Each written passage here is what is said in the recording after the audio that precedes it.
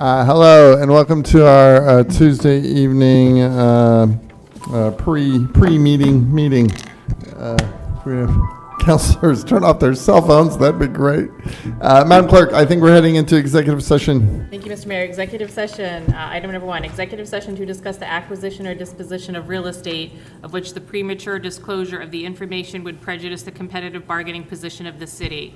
Requested action to enter into an executive session pursuant to Maine Revised Statutes Annotated Title I, Section 4056C, to discuss the acquisition or disposition of real estate of which the premature disclosure of the information would prejudice the competitive bargaining position of the city. May I have a motion, please? So moved. Councilor Chittum, second by Councilor Martell. Madam Clerk, please call the vote. Counselor from Ward 1?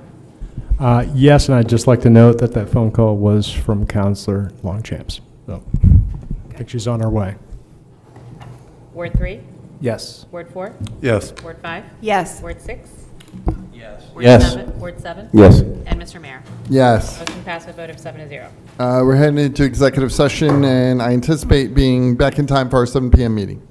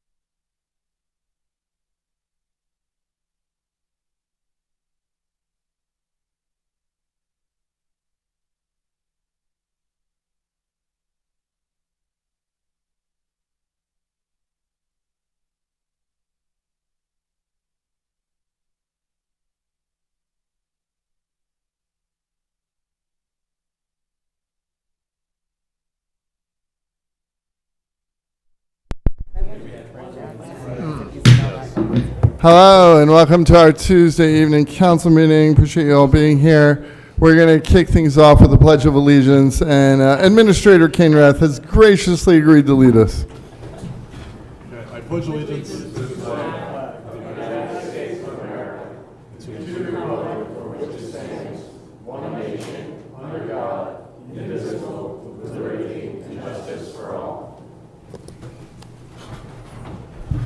Madam Clerk, I think we're ready to begin. Thank you, Mr. Mayor. All roll call votes for this meeting will begin with the Counselor of Ward 1. I understand we have minutes. Do the minutes of July 21st. May I have a motion, please? Move to approve as presented. Councilor Second. Chittum, second by Councilor Najin. Madam Clerk, please call the vote. Counselor from Ward 1? Yes. Ward 2? Yes. Ward 3? Yes. Ward 4? yes. Ward 6? Yes, with thanks. Ward 7? Yes. And Mr. Mayor. Yes. Thank you. And we will note for the record that the Counselor of Ward 5, Counselor Noble, has an excused absence this evening. Thank you. Yes. We are now up to public comment. Any member of the public may make comments regarding issues pertaining to Lewiston City Government. This period is reserved for non-agenda items. Public comment is also allowed during individual agenda items. Please state your name for the record, and please indicate if you're a Lewiston resident. Per our council rules, this period is reserved for Lewiston residents only. Because this is the business meeting of the Lewiston City Council, all questions should be directed to the mayor, who will ask staff to follow up at a future time. It is illegal for the City Council to allow comments related to personnel matters. All personnel complaints should be made directly to the City Administration Office. Please continue. Ronnie Parody, Ward 6. I want to thank you for the last meeting you guys had. It was one of the best meetings that I have seen in a long time, and I really want to thank you guys. And Susan, I want to thank you for getting administration and everything all together for for this violence. Talking about violence, again, less stress issues, less not do personalities. Again, I think that's the best way to go about things. I'd like to talk about the school. I met a couple times this past summer with Jake Langley, superintendent of schools, and we talked about what the schools could do with the parents, the students, and everything, and we came up with a lot of ideas. I don't know, and so we're sort of working on it, and but one thing I would like to push out, I remember when I was on the school board, I used to go to Longley School as a reader, as a volunteer reader for Longley School. I'm challenging all of you to do that. I think the kids need to see successful people and role models out there.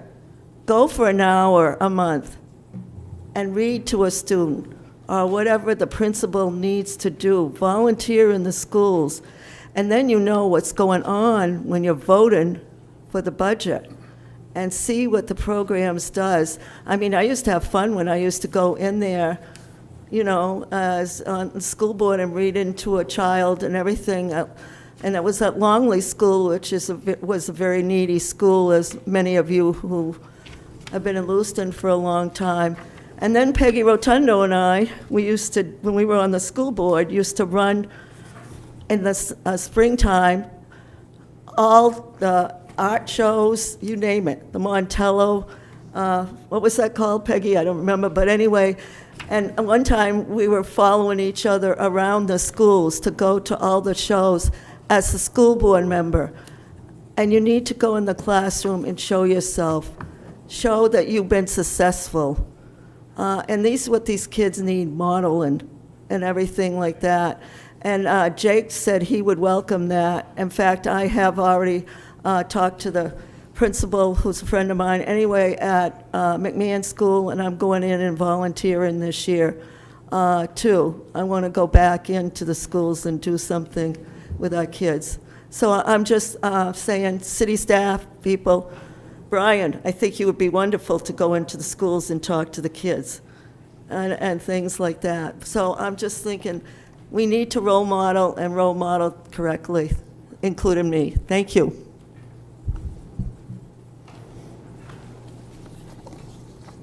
Mr. Mayor, members of the City Council, and public, I thank you for the opportunity to speak here this evening.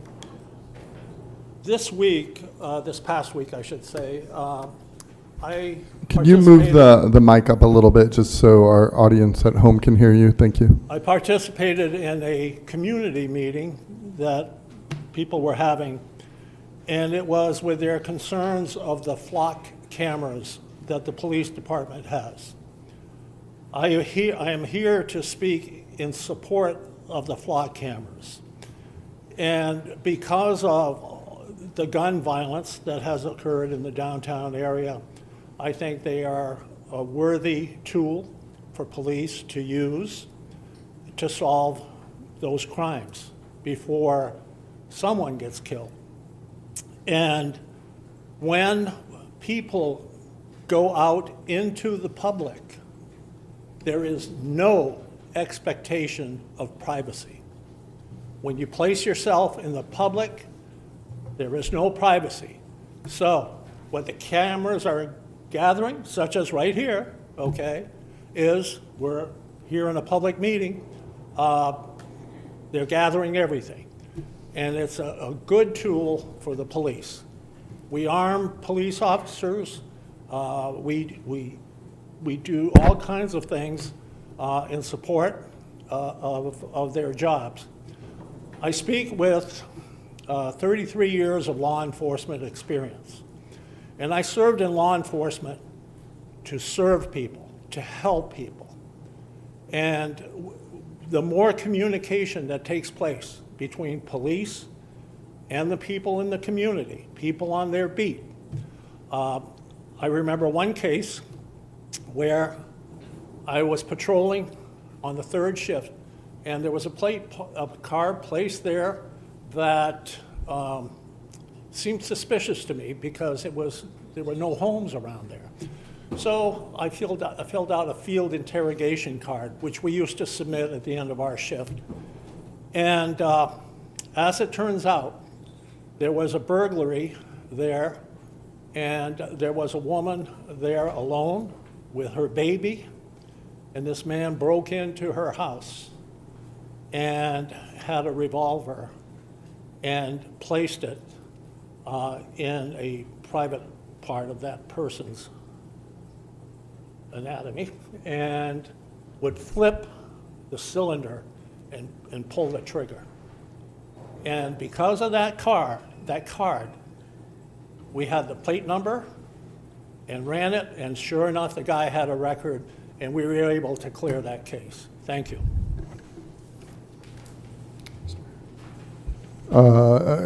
Councilor Najin, did you have something? Just really quickly, I know who the last speaker was.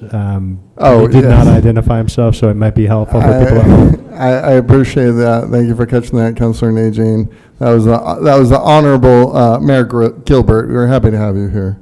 Thank you for keeping to 3 minutes, good sir. Rick LaChapelle, Ward 4. I come before this council again looking for leadership, and we seem to be lacking leadership, particularly in the aspect of the gun violence and the youth violence that we're having in our city. Last time we met was over at Lewiston High School, and frankly, that meeting was a joke. All we heard was just about every speaker get up saying, we need more money, we need more money, we need more money. The meeting was closed. At the end of the meeting, our illustrious mayor closed saying, we all love Lewiston, meeting adjourned, with no plan, no guidance, no leadership. We need some leadership. I'm begging for leadership now. The state of Maine, we have plenty of money, by the way. The state of Maine in the last fiscal budget, my understanding, held out $575 million is more of a slush fund. $300 million was put aside for, in the event that the federal government withholds money from the state for allowing boys and girls sports, so they can make up the difference. $200 million was for Medicare fraud that they're not following up. This is at least the information that I get off from the state websites. $75 million for new Mainers.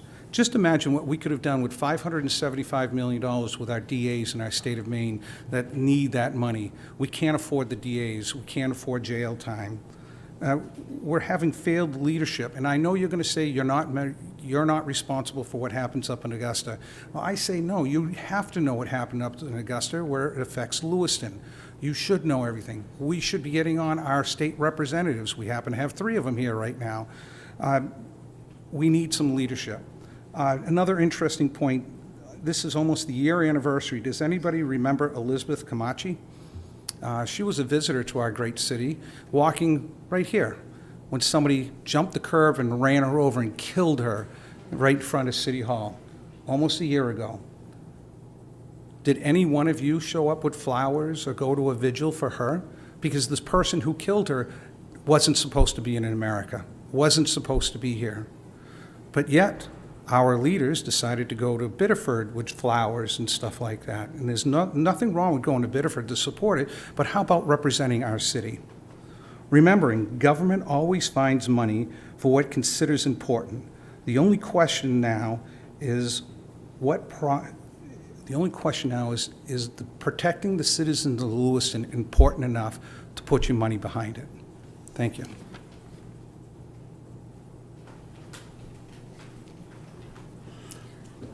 Hi, I'm Sherry Withers. I reside in Ward 1, specifically in Sunnyside. This past weekend, my home was one of 2 homes that had attempted home invasions. The scary part about my situation was it happened in broad daylight. We had 4 juveniles, 3 of them wearing full masks covering their faces, attempt to force their way and enter our house while our 14-year-old was outside nearby playing at the park with friends. I do want to add, because I do see comments and judgments online, these were also all 4 white young men. After these juveniles attempted to push our door in, my husband had to use the full force weight of his body to reclose our door, deadbolt it. At this time, we realized our child was walking home from the park in less than 100 yards from our front door where this was happening. My husband was able to get outside, put himself between these juveniles that were leaving our property, and get our child into our house safely. All 4 youth were apprehended nearby by local police. Luckily, a train came through Sunnyside, which blocked their exit from leaving. My hope is that you as counselors can help change legislation that can make our court systems and time at Long Creek not a revolving door, asking for the state for more resources for programming to help create third spaces, services that help parents support all of our youth, and better build community resources, as well as listening to the new and supporting the new Community Safety Committee, which I have recently been nominated and happy to be serving on. So listen to our research, our action steps that we put forward to you in the future. This is a Lewiston issue, not an us and them issue. It'll take all of us as citizens of this city to make positive change, and that makes all members of our community feel safe and our voices heard. Thank you for your time.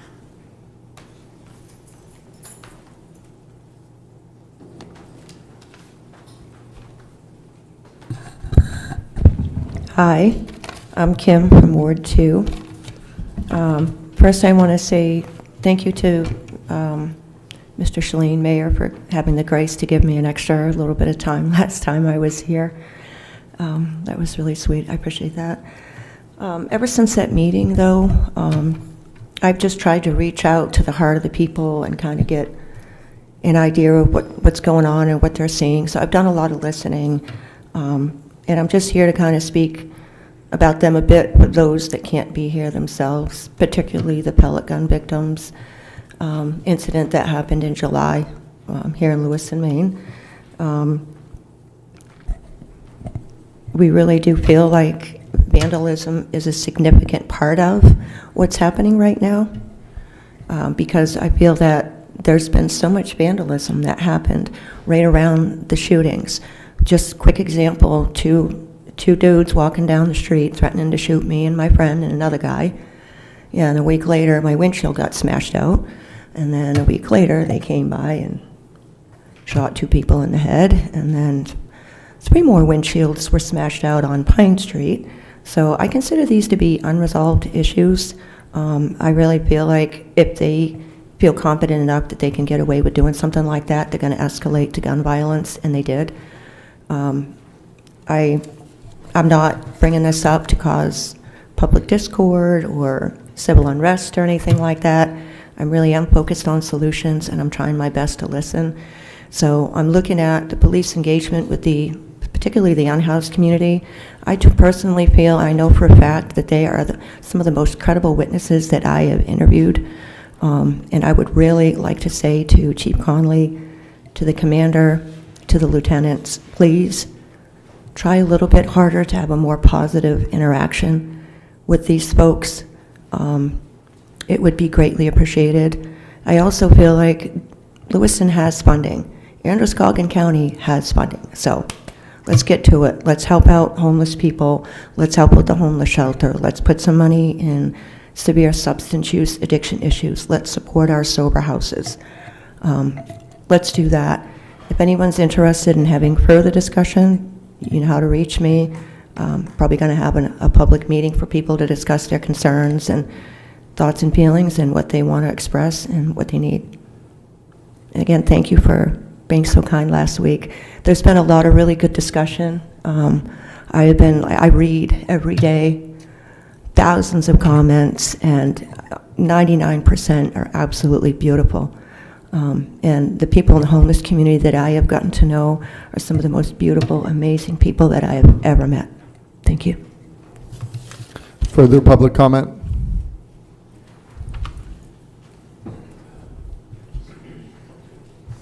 I'm Martin Chartrand, Ward 3. I just have a quick thing. I was told a while ago that there's the parking ban that you all put up on the top side of Kennedy Park between Walnut Street and Spruce Street. So I know it was to try to respond to issues. I think it's really at the wrong place, though. There's a food pantry there at Gather to Grow on Tuesdays and Fridays, and there's also the farmers market there on Tuesdays. So I think if that ban's going to need to stay in place, it should be except for Tuesdays between noon and 7 and Fridays between 8 and 1. Thanks.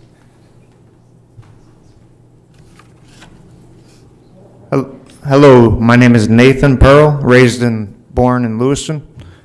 Our country has been capable of building skyscrapers since 1885 for 141 years now, yet we're allowing 800,000 plus citizens to suffer unhoused. Thank you. Further public comment? Public comment? Yes, please.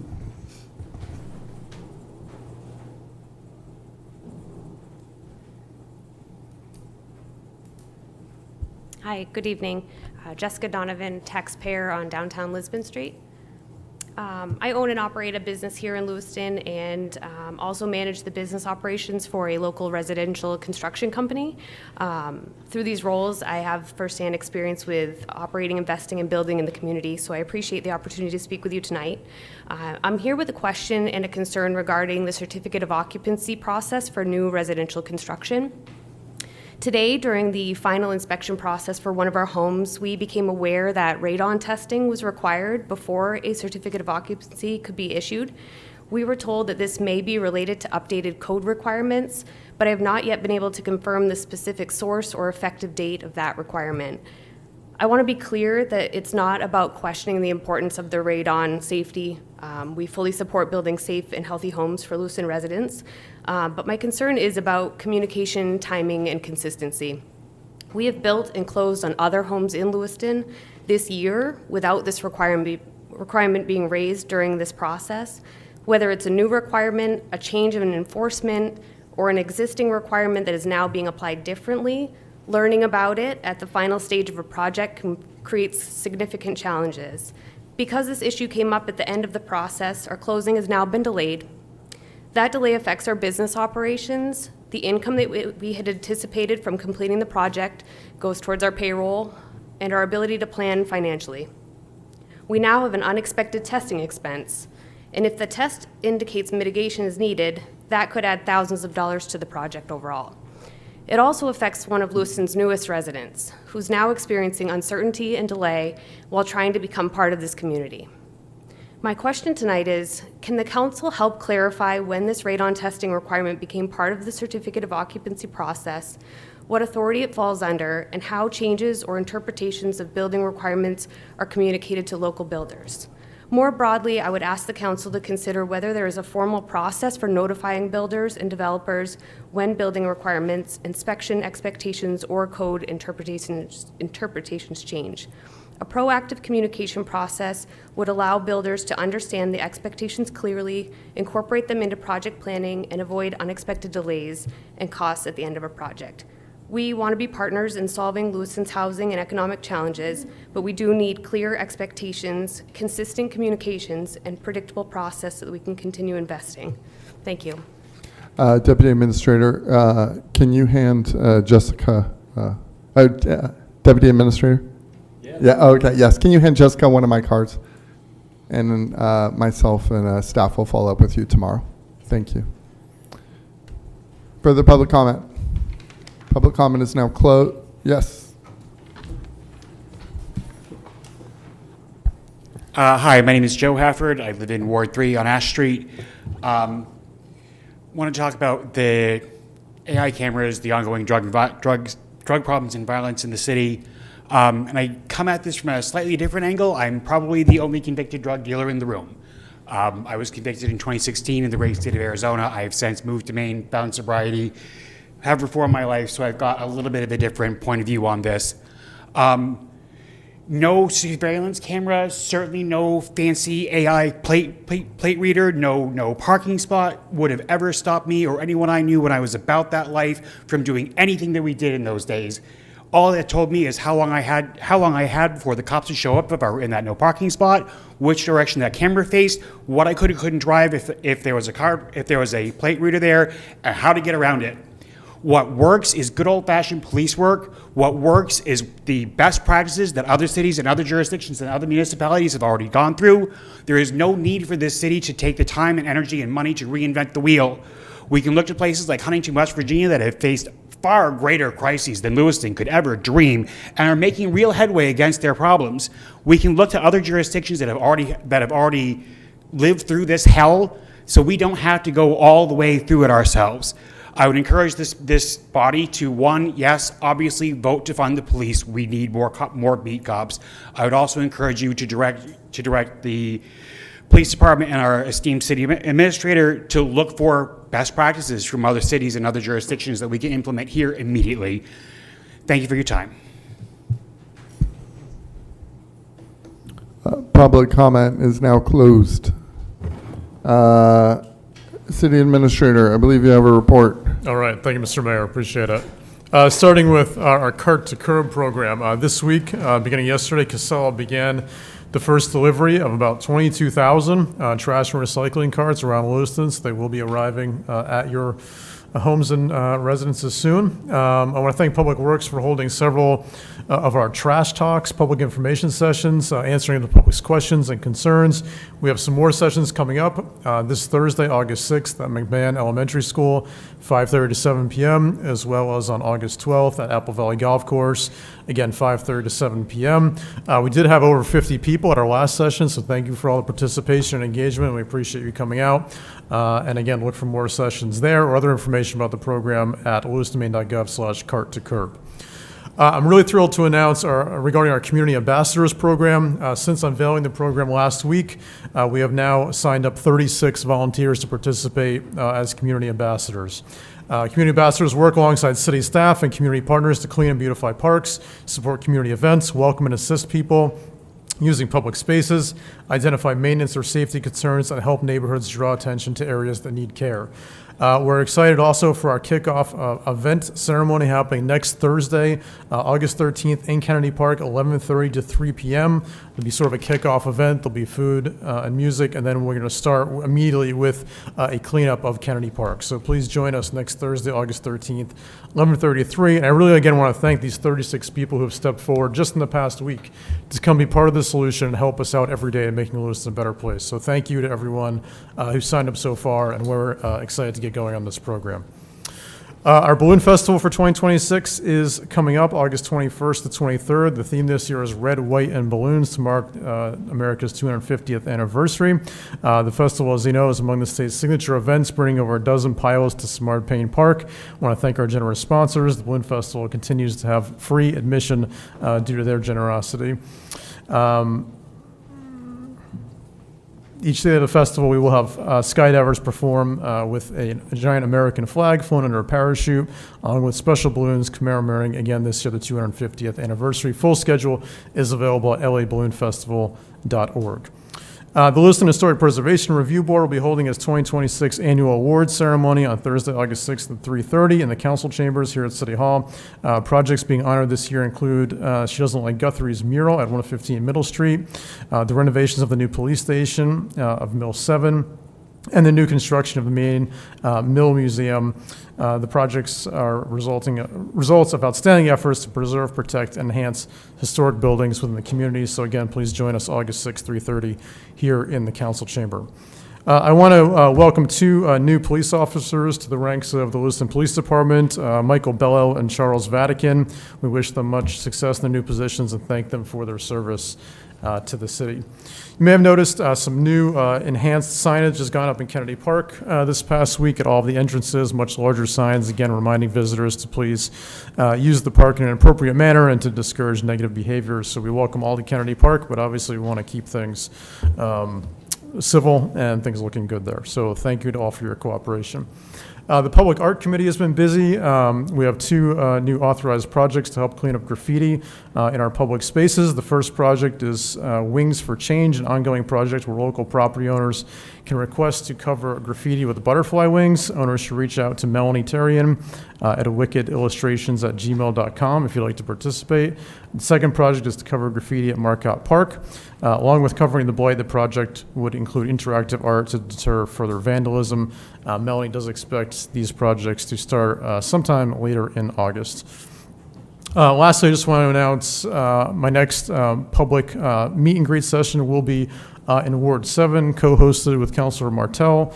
We're going to be having it at the Clarion Hotel and Conference Center, 490 Pleasant Street, 5 to 6:30 p.m. And of course, all Lewiston residents, community members, and local businesses are welcome and encouraged to attend to share their thoughts, views, concerns, or anything else you'd like to share with us. I also just want to note this is an open invite to the entire council.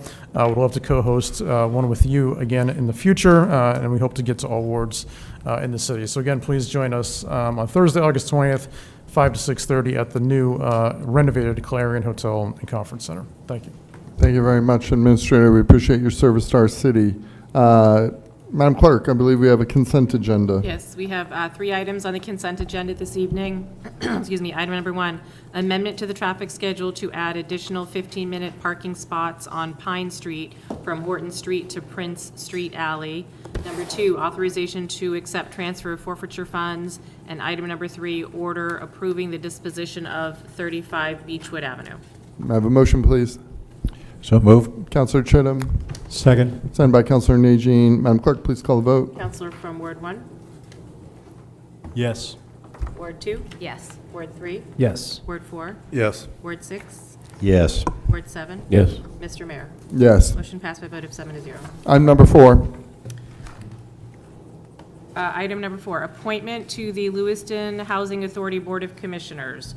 Requested action to confirm the mayor's nomination and to appoint the following resident as a member of the Board of Commissioners of the Lewiston Housing Authority. Craig Tribuno, 62 Sherbrooke Avenue, term to expire September 17th, 2029, as a citizen representative. May I have a motion, please? So moved. Councilor Chittum. Second. Signed by Councilor Najin. I just want to kick things off. Craig has joined us this evening. Thank you so much, sir. Appreciate your willingness to serve our great city. Discussion from the council. Public comment. Back to the council. Madam Clerk, please call the vote. Counselor from Ward 1? Yes. Ward 2? Yes. Ward 3? Yes. Ward 4? Yes. Ward 6? Yes. Ward 7? Yes. Mr. Mayor? Yes. Motion passed by a vote of 7-0. Thank you very much. Madam Clerk, item number 5. Item number 5, public hearing and final passage regarding amendments to the solid waste ordinance to define the automated side load trash collection program. Requested action that the proposed amendments to the City Code of Ordinances, Chapter 62, Solid Waste, to define the automated side load trash collection program receive final passage by a roll call vote. May I have a motion, please? So moved. Councilor Chittum. Second by Councilor Najin. Yes. Yes, okay. And we have our good friends here from Public Works. Please kick us off. Introduce yourselves and please kick us off. Megan Bates, Deputy for Maintenance and Operations, Public Works. John Kaczynski, Environmental Services Superintendent. And again, we're here just to finalize the changes to this ordinance. Primarily, the changes are for the new Car2 curb program. Discussion from the council? Councilor Chittum. Yeah, I appreciate incorporating the minor changes that were recommended, the weights and some language. Thank you very much for that. Public comment. Back to the council. Madam Clerk, please call the vote. Counselor from Ward 1? Yes. Ward 2? Yes. Ward 3? Yes. Ward 4? Yes. Ward 6? Yes. Ward 7? Yes. Mr. Mayor? Yes. Motion passed by a vote of 7-0. Thank you for both very much. Item number 6. Item number 6, public hearing and first and final passage for an extension of the moratorium ordinance regarding rent increases for lots and mobile home parks. There are 3 items for requested action. The first item is that the proposed moratorium ordinance regarding rent increases for lots in mobile home parks to be effective September 29th, 2026, receive first passage by a roll call vote. May I have a motion, please? So moved. Councilor Second. Chittum, second by Councilor Martell. And we're joined here by fine people. Please introduce yourselves and kick us off. I'm Jackie Sawyer, the assistant. You're gonna, if you don't mind, just moving the mic just incredibly close to you. Thank you. Okay. I'm Jackie Sawyer. I'm the assistant community development manager and the staff person for the housing committee. John Blaze, acting director for economic and community development. Craig Saddlemeyer, chair of the housing committee. Okay, thank you so much for seeing us tonight. Wanted to give you an update on where we stand with this item. Over the past 6 months, we've worked very hard to put together a mobile home stabilization lot rent ordinance. The proposal seeks to protect homeowners from excessive rent increases while preserving park owners' ability to maintain their properties, operate successfully, and earn a reasonable return.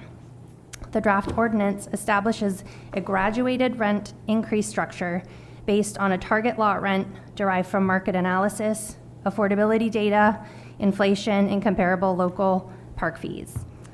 Following an initial legal review, Municipal Council determined that the ordinance requires additional revisions, including clarification of language, refinement of enforcement and review procedures, and other changes necessary to strengthen its legal defensibility and implementation.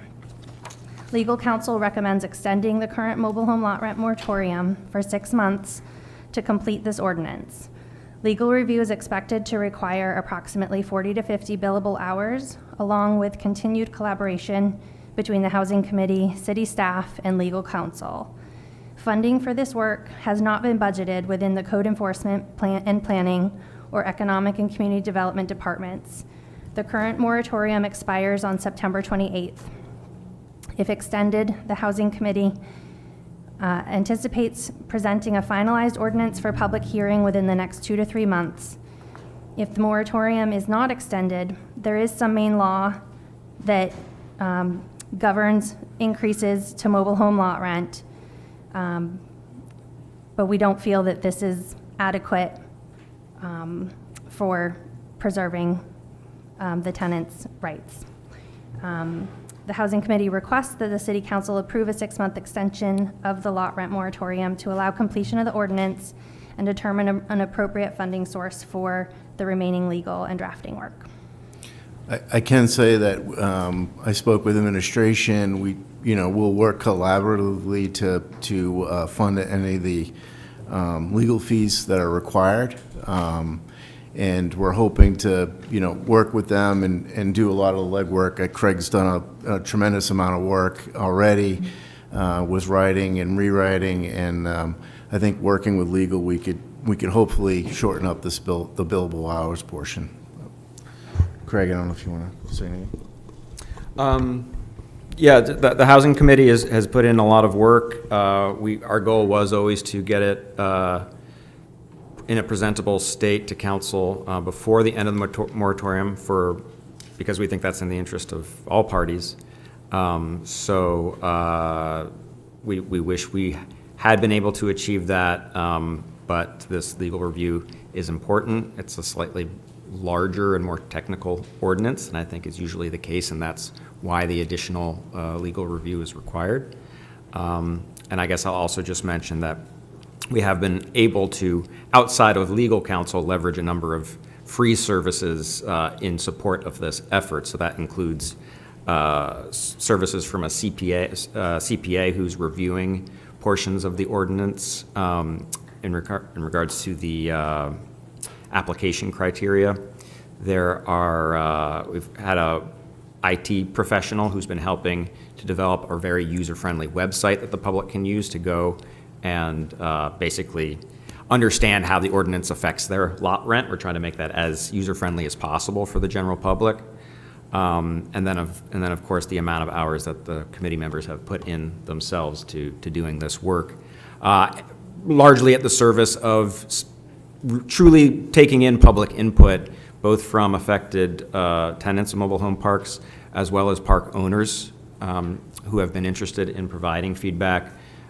We've valued input from all of those stakeholders substantially, and it has informed the ordinance that we delivered.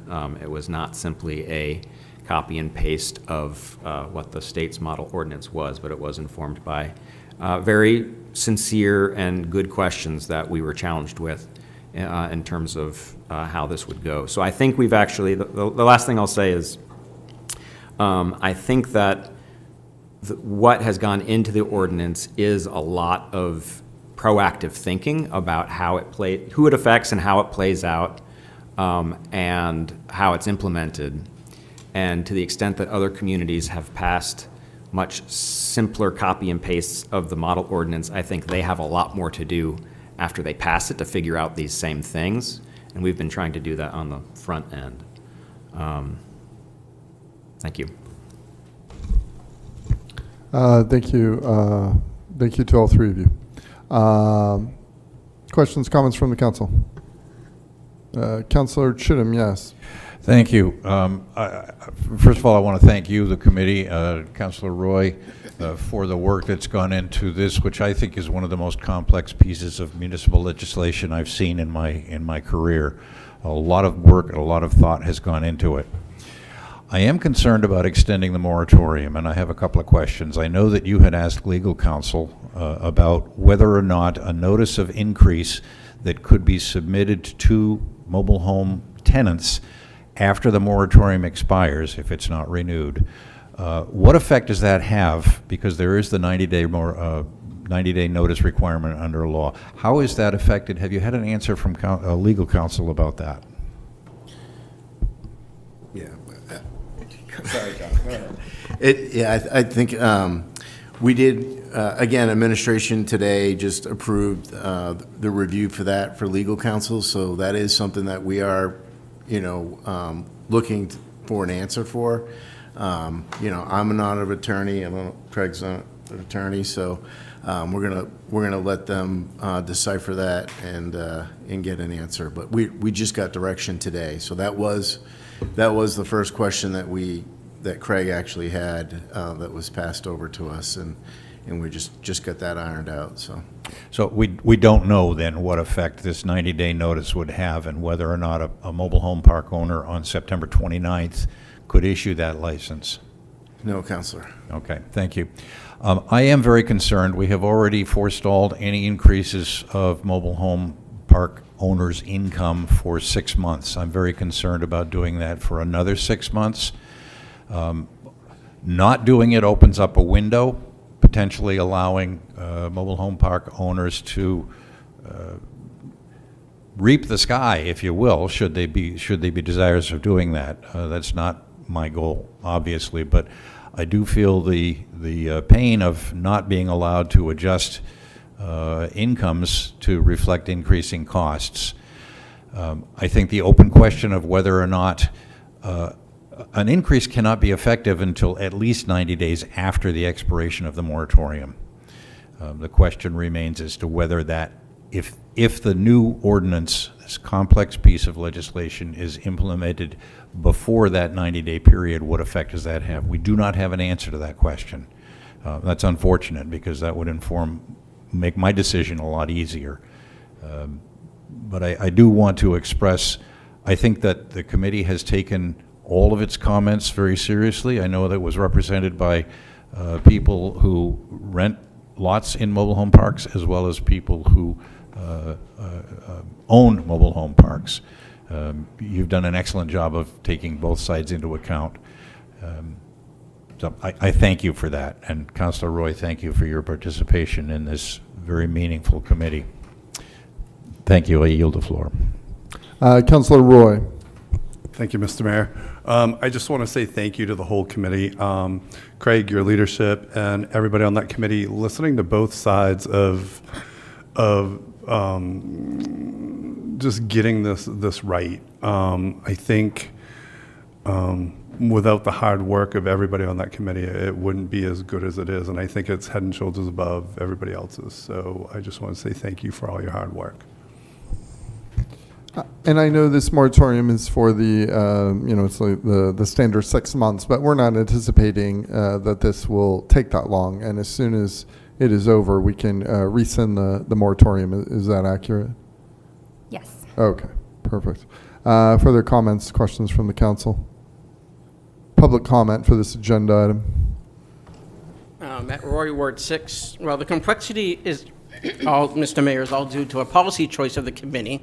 The committee, in the agenda packet, their memo to the council, has stated that they think this can be done in 90 days.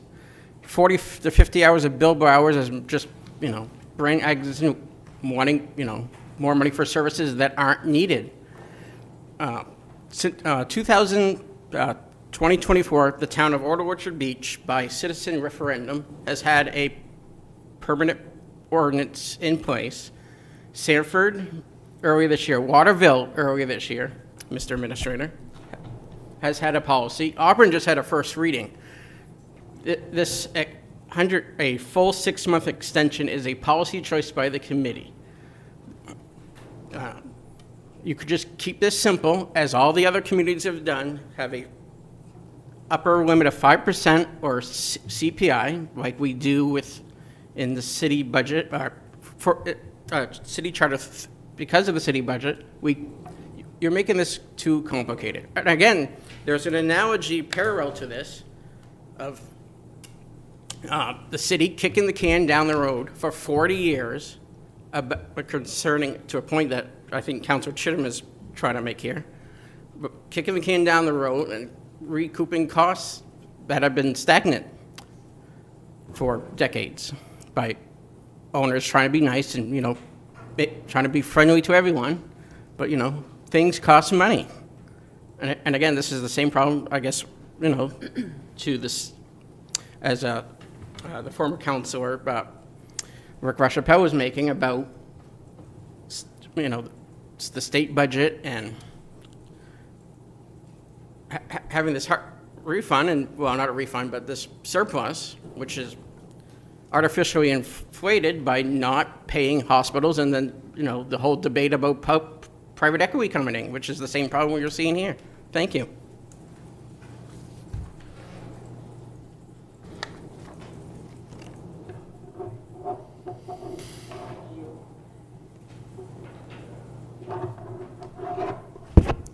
Good evening. My name is John.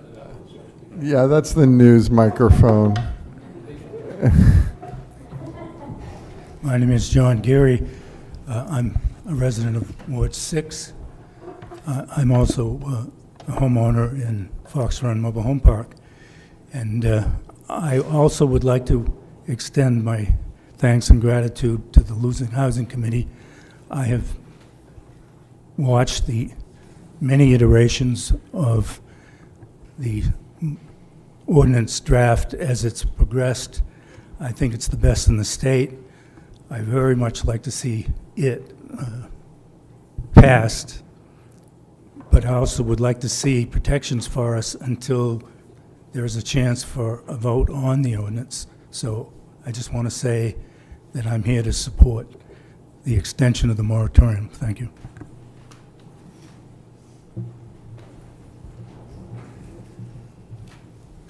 Hello, my name's John Horton, Ward 2. Everybody up there knows me. You've all talked with me, the council, and also the Housing Committee. I've been highly involved in this for personal reasons because of one of the owners of Sunset Gardens Mobile Home Park.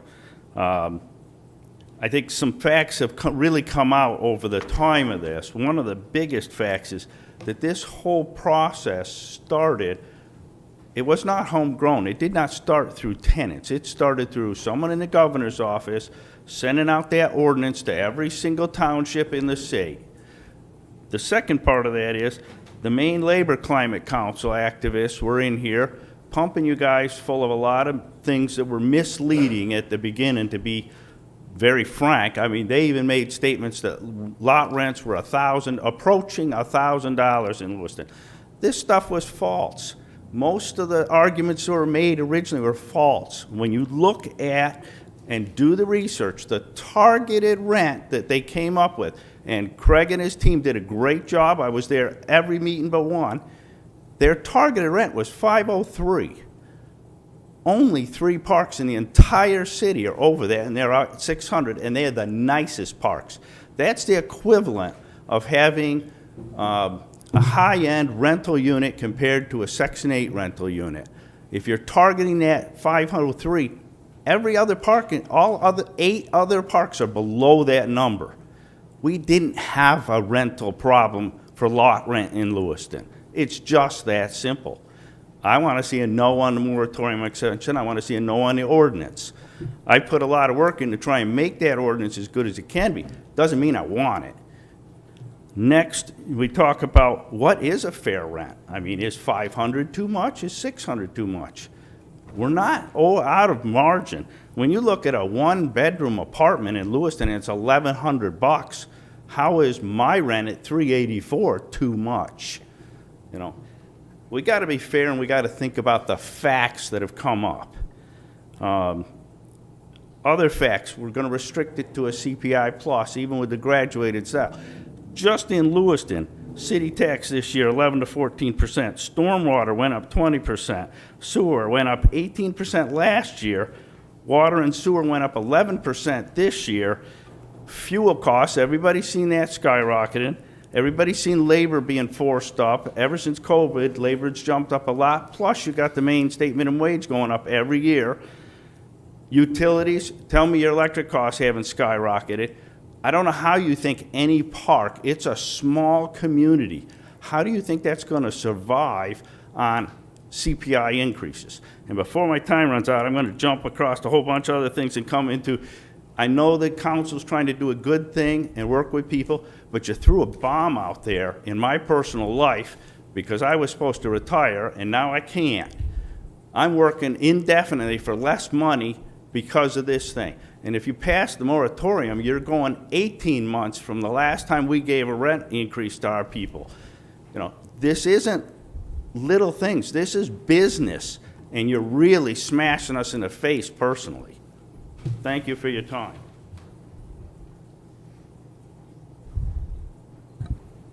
My name is Chris Soroy. I'm John Horton's business partner, one of the owners of the Sunset Gardens Mobile Home Parks. Like a lot of other people, I want to commend Craig and the Housing Committee for the work that they've done. I think the ordinance that has been crafted, it's a step in the right direction, and I know that the intent was good, but I think it ignores a lot of realities. lot rent is only one of many expenses that the residents of a mobile home park face. They have faced increases in food, electricity, fuel, auto expenses, healthcare expenses. And the lot rent, the thing that drove this was when Boa Vita came in and bought 3 parks and increased the lot rents, from, I believe, from $450 to $550. Now, granted, that's a sizable jump. However, I mean, if you just took the increases that we've all seen in groceries in the past few years, I would venture to guess that the increase in the lot rents has not been the largest increase that the residents have faced. But by restricting the rental increases going forward to a CPI, a very small increase each year, that does not keep up with the increases in the park expenses, you're actually asking the park owner to take an actual pay cut every year. To John's point, this is not just some side investment of ours. This is our livelihood. We own and operate 5 mobile home communities, and this is our livelihood. If the lot rent increases cannot keep up with expenses, we're actually taking a pay cut every year. And bear in mind that we bear the same increases in groceries, electricity, fuel, insurance, and auto expenses that everyone else does. And, you know, right now, the lot rents, most of the lot rents in the Boa Vita parks are at $550. That's 50% of a 1-bedroom apartment here in town. To John, you know, like John said, what's too much?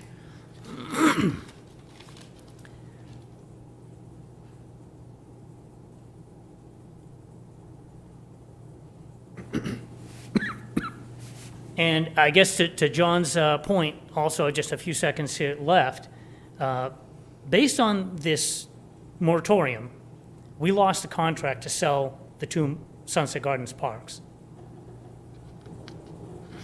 We lost that contract. The only offer that has come in since is 26% lower.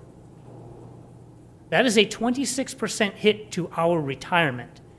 I would ask any of you who have money invested in a retirement fund, if the government came in and restricted the income of the companies that you're invested in your retirement fund, and you saw your retirement fund decrease by 26%, would you find that acceptable? Thank you.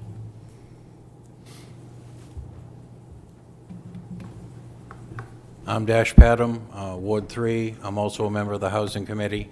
I want to point out, first of all, the Housing Committee never took a vote to ask you to extend the moratorium. We had a general consensus that we would wait and see what you do. I would like to point out that, yes, you are elected by your constituents to represent your constituents, but part of your job is to protect the economy and investment and growth of this city.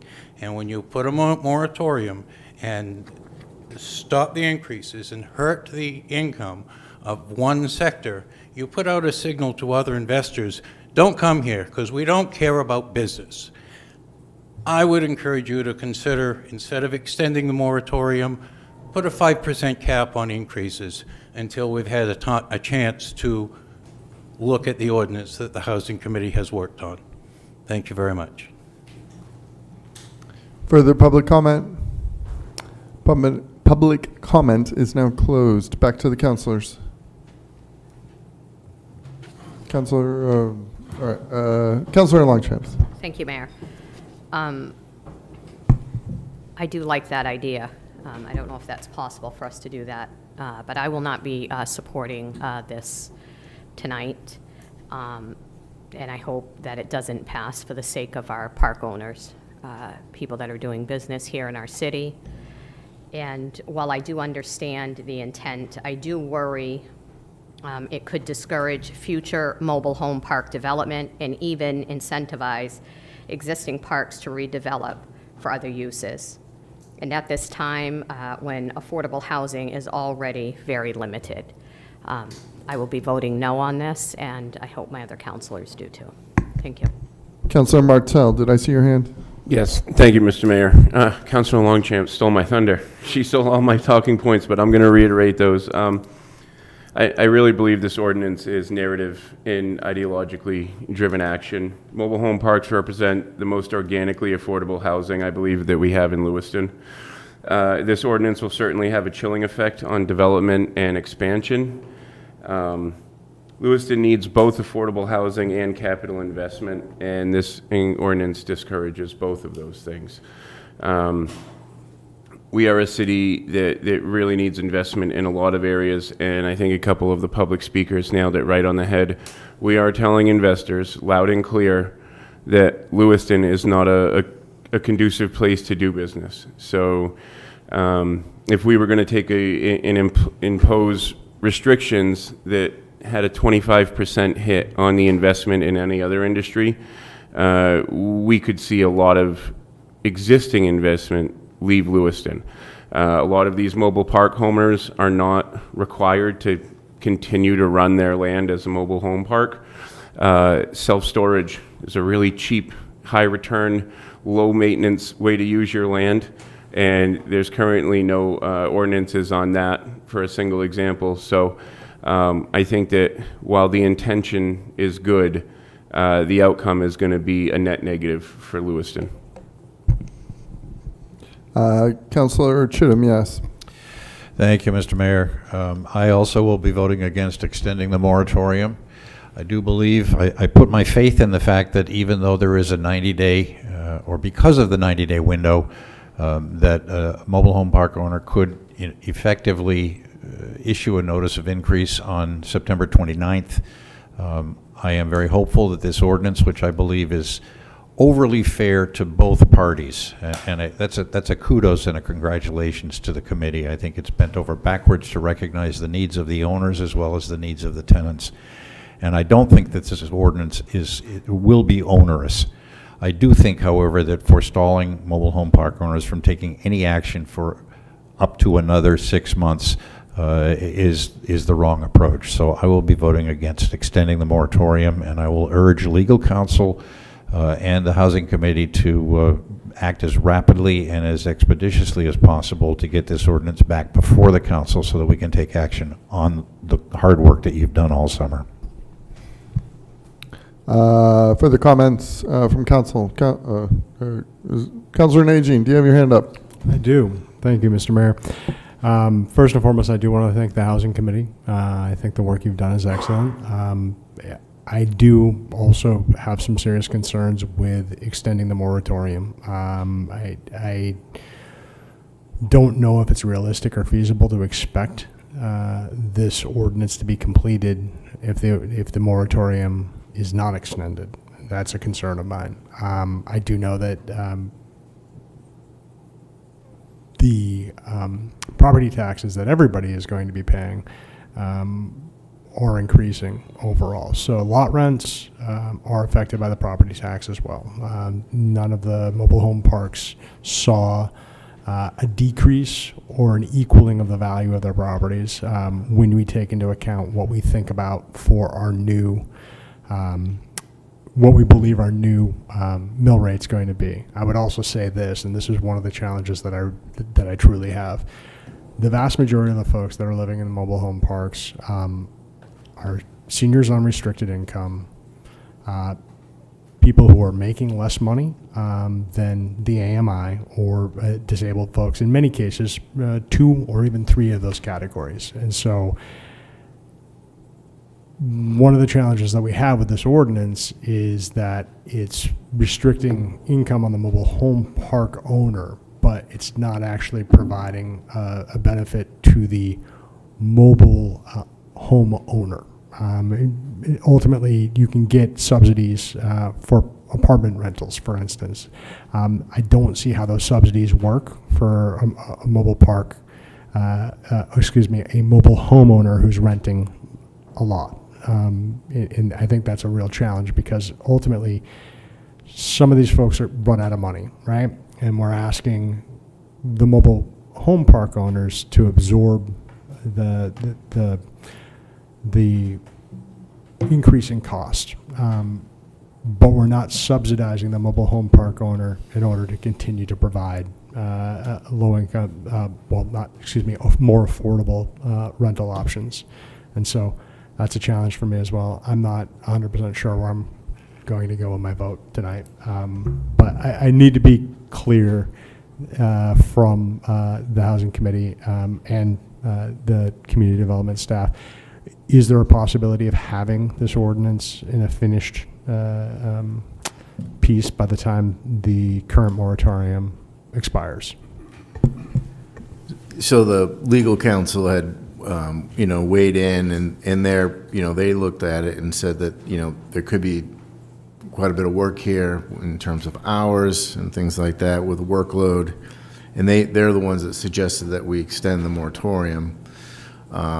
I hear what council is saying, and I appreciate what you're all saying. I don't necessarily disagree with anything that you guys are saying. I can say that I would like, if we're going to ask for anything, is that could we have a special meeting before September 29th? Give us, because the first and second meetings of the month of September is very short. If we could extend it 2 weeks, I think that we could work, hard to maybe have a special meeting before the end of the 29th. But it's going to be really tight if we try to squeeze it in a regular council meeting. I just want to lay that on the table. Anything further, Councilor Najin? Councilor Longchamps? Thank you, Mayor. One other thing that I didn't bring up was, I would much rather explore solutions that would directly support residents to assist those experiencing financial hardship. We could possibly explore something within our GA's office. So I just wanted to put that out there. Thank you.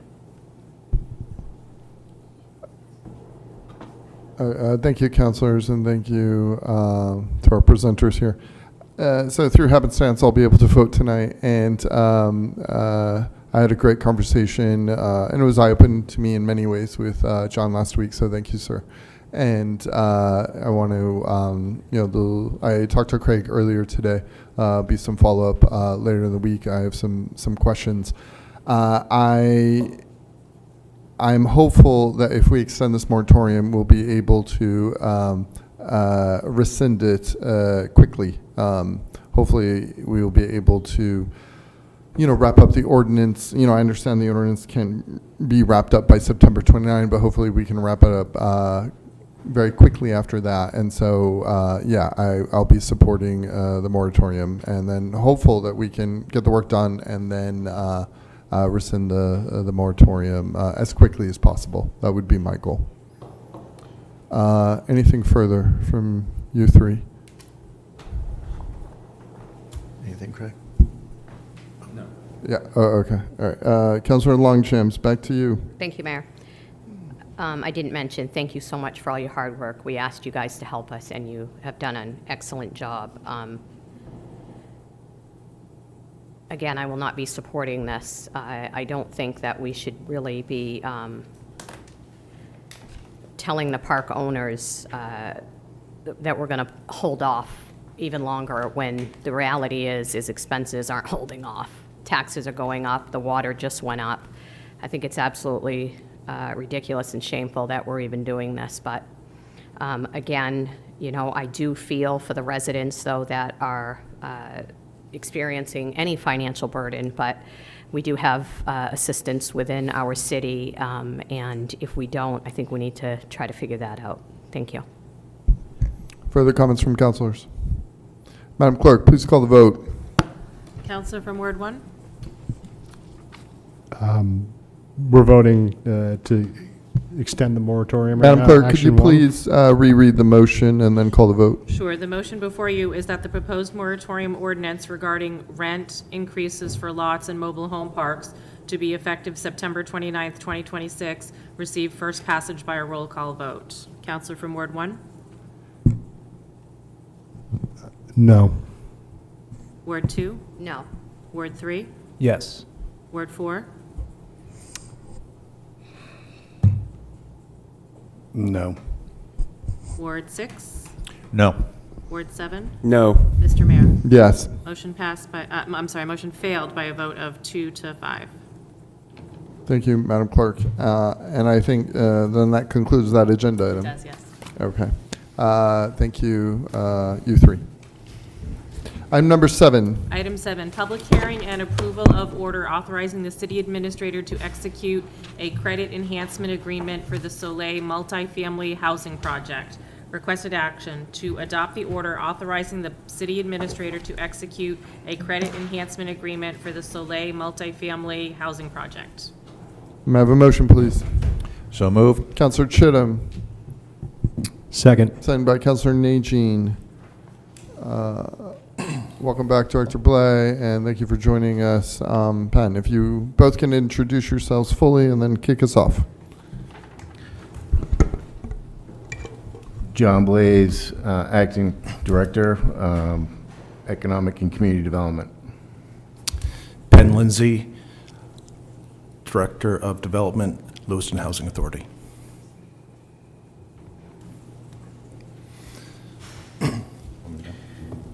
Yeah, I'd just like to say that this was a project that we had discussed earlier. All of the background information that was provided to council has remained the same. The TIF request is still the same. The percentages are still the same. Everything was found in your packet, including this presentation that Penn is going to give out right now. So there you go, Penn. Thanks. Yep. Thank you all for having us. Nice to see you again. So tonight we are requesting a TIF for Soleil Apartments. If you want to go to the next slide. Just a quick overview of Soleil. You'll recall that when we first started talking about this project, it was a 2-phase project, and it was a project that we applied to Maine Housing in 2 separate phases. We're pleased to say that we've been funded on both phases of the project by Maine Housing. And so because the funding came in such quick succession, we're now able to move forward as 1 phase. So all of the units will be built in 1 phase of construction.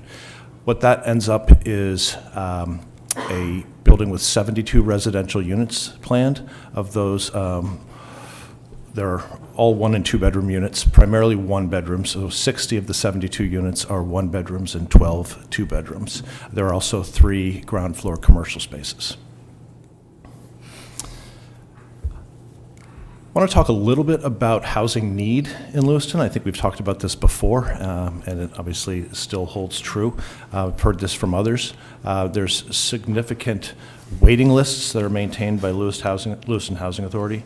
Our public housing wait list has over 1,600 individuals on it, and our housing choice voucher wait list has almost 1,500 people on that list. And as you can see from these charts above, overwhelmingly, though, the units that are requested are for 1 and 2 bedrooms, 90% and 73% respectively for those 2 waiting lists.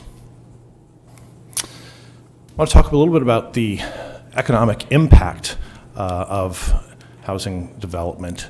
So what this slide gets at is the Council of Large Public Housing Authorities did a report, and the conclusion was for that every $1 million spent in capital investments, it generated $1.89 million in economic activity over time, which included construction, property management, social services, and related impacts such as banking and others. We also got data from our contractor, Hebert Construction, who just completed the Wedgwood project. You'll see up here that project, which was slightly larger than what Soleil will be, budget of $40 million, that resulted in 347 total workers, 31 subcontractors, 60 full-time jobs during the construction period, and an estimate of $4.3 million in direct construction wages and $7.7 million in economic generation for the local community. And so extrapolating from that, the Soleil project would, at a $31 million budget, would have similar impacts to what Wedgwood generated. This is a rendering of the proposed Soleil project. It's at the corner of Ash Streets and Ash and Bates Streets in the downtown area. There are 72 units, as I mentioned. Those are all on the upper floors. The ground floor along Ash Street is 3 commercial spaces. And I think this is the most impactful slide. So the project is a $31 million project, and I want to point out here how much investment and subsidy is coming into this project. So there is almost $12 million in equity from housing tax credits, low-income housing tax credits, and those are federal. There's another $9 million in state tax credits.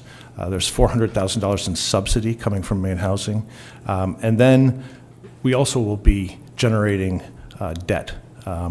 And this is where the TIF comes in. Without the TIF, we're at a $1.2 million gap in funds to get the project done. And with the TIF, it does balance and allows us to move forward. We can go back to this slide. I think I'm happy to answer any specific questions, but that's the overview. And as John mentioned, all of the information that was presented to the council previously holds true, and all that information is in your packet as well. Thank you. Thank you very much. Appreciate your hard work on this. Questions, comments from the council? Councilor Chittum. Thank you, Mr. Mayor. I appreciate the work that Lewiston Housing is doing to provide a dent in the needs for housing for the city of Lewiston. However, in my term on the council, I failed to do the homework that it was necessary for this, but we have issued TIFs for nothing but housing projects, unless I'm sadly mistaken. This is a plea to our economic development department that we start looking at ways to incentivize businesses to come here. You have pointed out that there are economic benefits to these construction projects. My sense is that those are temporal and that they end when the project is finished. It's wonderful to have that infusion of cash into the local economy, but once the building is finished, the economic benefit is residual, is minimal, functioning staff and so on, full-time job creation, minimal. I would like to see us concentrating our efforts on bringing not housing to Lewiston, but jobs that the people who use those houses and live in those houses can employ. So that's my plea to you. I am not opposed to this TIF, but I would like to see a TIF come before this council that does something other than create housing. Okay, Councilor, I appreciate that. If we can keep our comments germane to this agenda item, that would be great. Further comments from the council?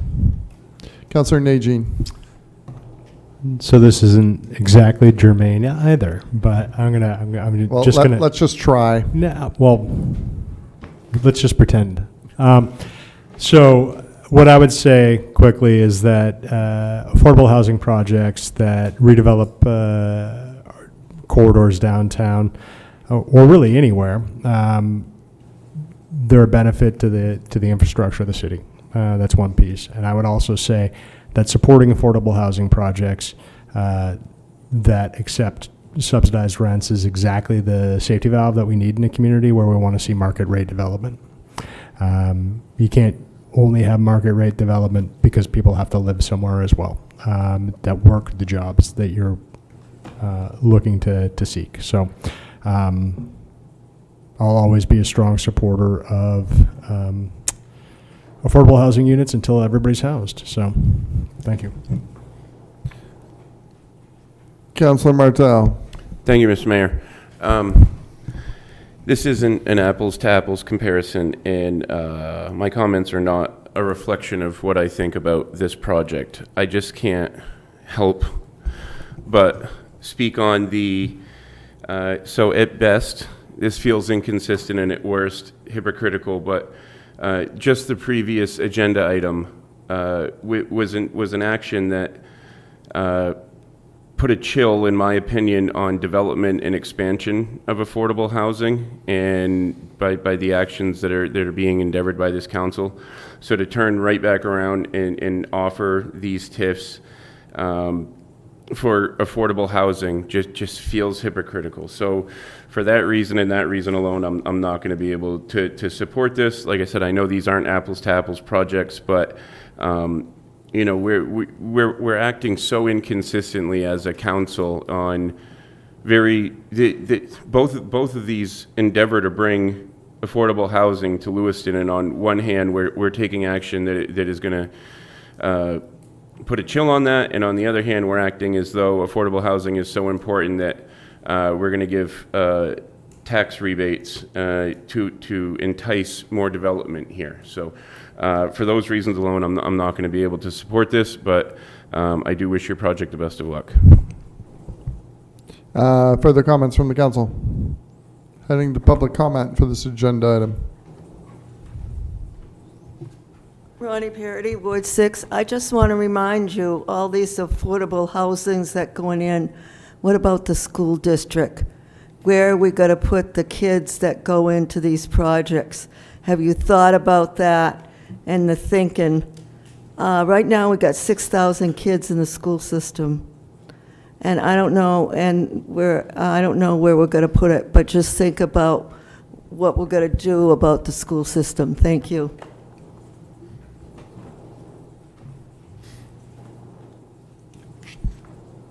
Public comment is now closed. Councilor Longchamps. Thank you, Mayor. Thank you for being here tonight. Those apartments that we're talking about right now, how many bedrooms? Of the 72, 60 are one-bedroom apartments and 12 are two-bedroom apartments. So we're most likely not going to have a whole lot of kids, probably. That's correct. I do understand and appreciate Councilor Chittum's response and agree with a lot of it. But I do think affordable housing is very important. I do love the fact, though, that you guys are now putting commercial spaces on the bottom. I think that really is going to make the difference. So thank you. Thank you. Back to you, Councilor Najin. Thank you very much, Mr. Mayor. So two pieces on that. The commercial aspects of the property don't actually receive TIF funding. Is that correct? That's correct. So that's fully taxable for what its commercial value is. Secondly, could you speak to the number of seniors that are currently on wait lists for affordable housing, and also folks that make the below 50% AMI based on disability? I don't know if you have those numbers, but. So I don't have the specific number of seniors. However, what we found is, as I mentioned, the overwhelming request is for one-bedroom apartments, and most of those that are on the wait list are seniors. I just don't have the exact breakdown. Okay, thank you. Sure. Anything further from you two? No. I appreciate you being here. Lewiston Housing has been a partner in success for Lewiston, and deeply appreciate your commitment to our city. Thank you. Madam Clerk, please call the vote. Councilor from Ward 1? Yes. Ward 2? Yes. Ward 3? Yes. Ward 4? Yes. Ward 6? Yes. Ward 7? No. Mr. Mayor? Yes. Motion passed by a vote of 6-1. Have a great night. Thank you all. Thanks. Item number 8. Item number 8, public hearing and resolve authorizing a supplemental appropriation in the amount of $200,000 from the salary reserve account to cover the cost of additional police overtime in response to shootings and violent crime and that have been occurring within the city of Lewiston. Requested action to approve the resolve authorizing a supplemental appropriation in the amount of $200,000 from the salary reserve account to cover the cost of additional police overtime in response to shootings and violent crime that have been occurring within the city of Lewiston. May I have a motion, please? So moved. Councilor Martell. Second. Second by Councilor Longchamps. Pleased to have our administrator and police chief join us. If you can both fully introduce yourselves and kick us off. Thank you. Brian Cameron, City Administrator. Carly Conley, Chief of Police. Thank you for having us here this evening. Unfortunately, the city of Lewiston has reached the grim milestone in the first 7 months of this year, as we have had now 20 shooting events in our city. I don't need to remind everyone that we are a city of 37,000 in central Maine, and we've had 20 shootings in our city this year. I hear it every day. I'm sure all of you do as well. The people of this city want action. They want us to address the violence happening in our city repeatedly. And so that's what brings us here tonight. I want to say at the outset, though, I've had a lot of conversations. I've heard a lot of feedback. I've met with a lot of members of this community and outside the community. This proposal we're putting before you tonight is not meant to be an all-encompassing global strategy to address engagement with our youth, rec programming, prevention, or many other pieces of this very complex and deep problem. It is meant to be something to address the emergent issue in our city right now, which is 20 shootings that have happened in the first 7 months of this year. So please understand this is the beginning, not the end, of us coming before you with proposals to address what I think is the #1 challenge facing us in the city of Lewiston. We will have more coming forward talking about engagement with our youth, rec programming, and prevention, among other things. It has to be a global, all-encompassing strategy. But this plan tonight being presented here is not that. This is to address immediately, in the best way that we can with the resources that we have available to us, what our residents want action on now, not later. They want action now. So this plan, which we're calling Community Engagement and Accountability, first starts off with really doubling down on what has worked for us well, and that is community policing, getting out into the community on foot patrols, on bike patrols, and also utilizing a mobile resource unit to use in different areas of the city where action is needed or where more resources need to be deployed. So the ask tonight in the first part of this plan is for $200,000 of overtime to allow our police department to put a lot more foot patrols, bicycle patrols, which we haven't done in a few years, which I think is really important. We're going to get officers engaging with the community, talking to residents, and out there being a consistent and calm presence in the community around the city. That's the $200,000 ask. The second piece of this really is addressing, as we sat down and talked about this, what we're seeing is of those 20 shootings, the majority of them have been juveniles. The majority of those juveniles have been repeat offenders. We have a revolving door happening all the time. That's our biggest challenge. The police are doing their work, they're making arrests, they're solving cases. When it gets to the court system, we see these kids back out on the street in the same environment without programming, without treatment, without any change to their environment in a matter of days or weeks, and the cycle repeats itself. That's what we're dealing with every day.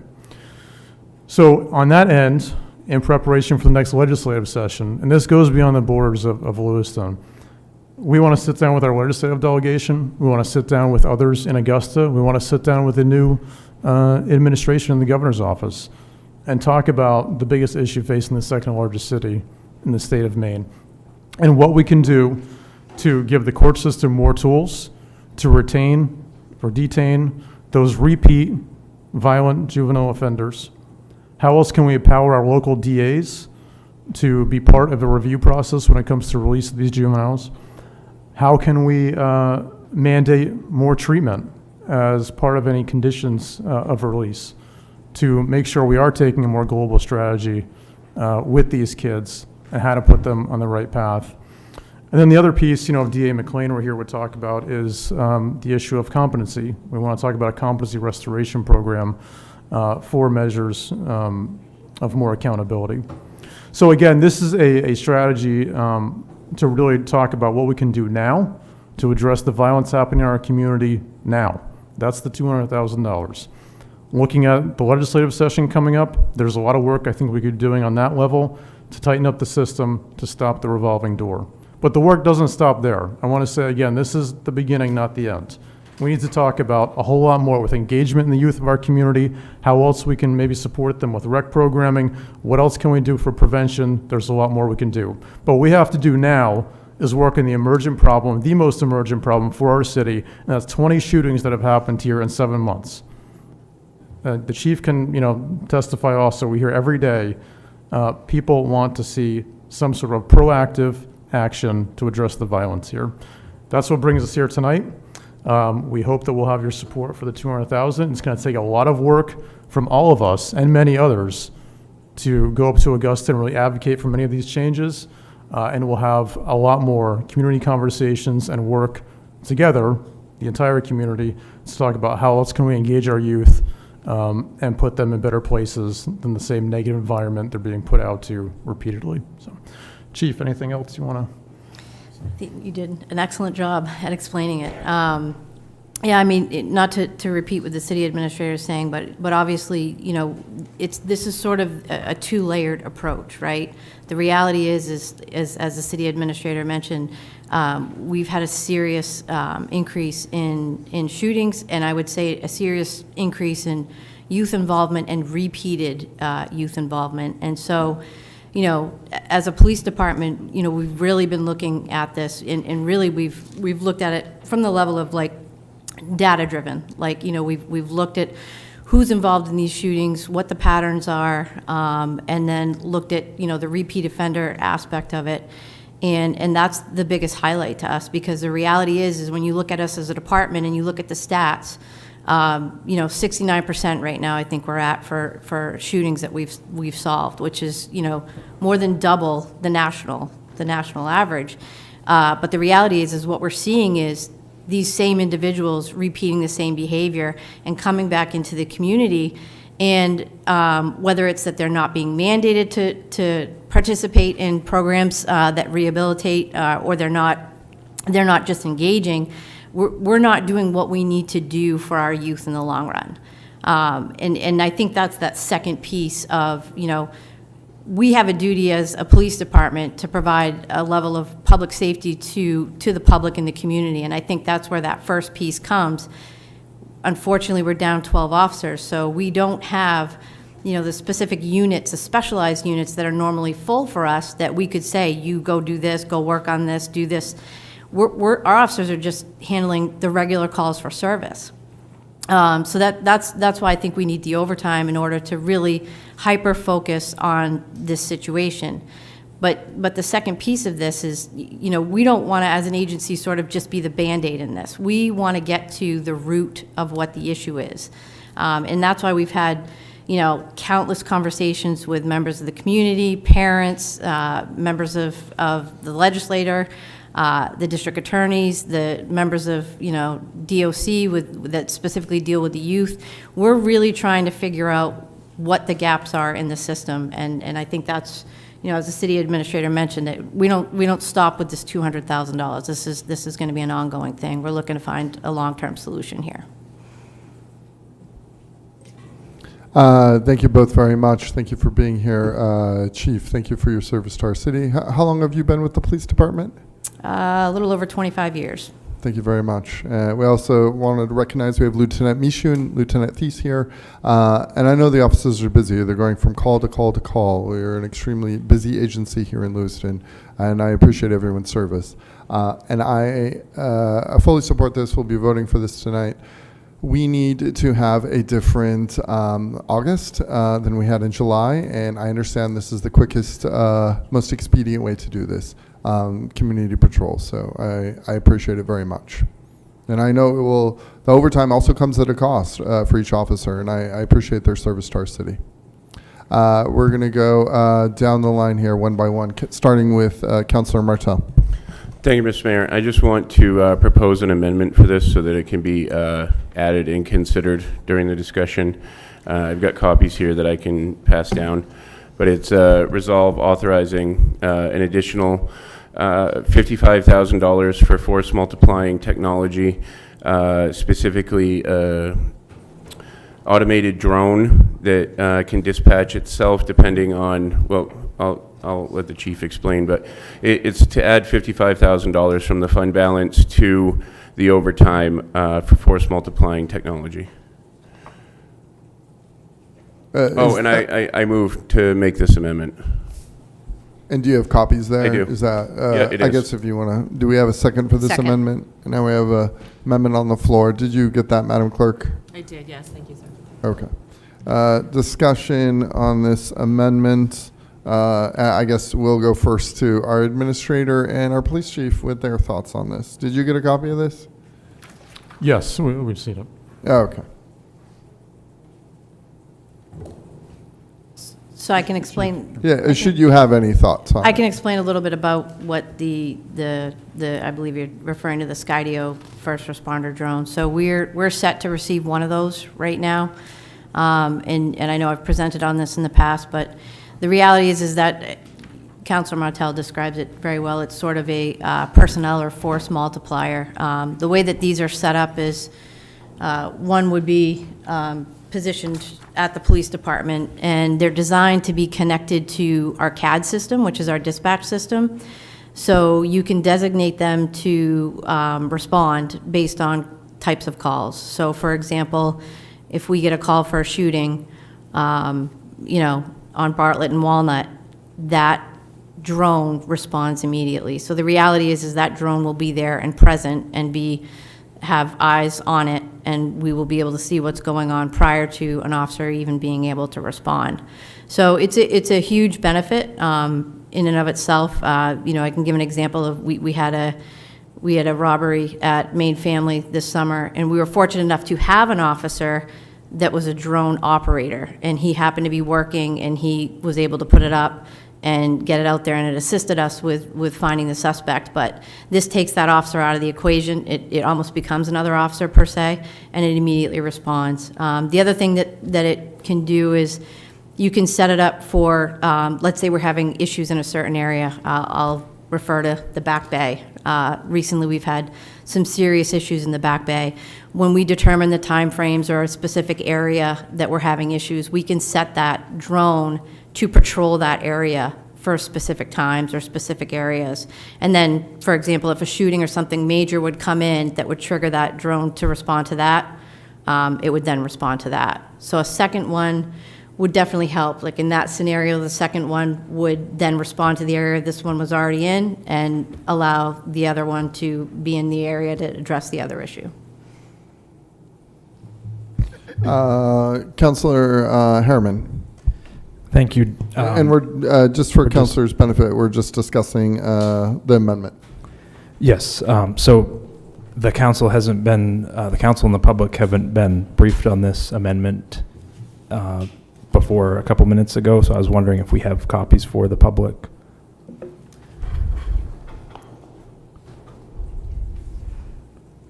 And I also, just in the future, it would be good if amendments came forward, before the deadline for the agenda packet so that we all had time to consider them, because I'm just seeing this for the first time. There was no discussion of this beforehand.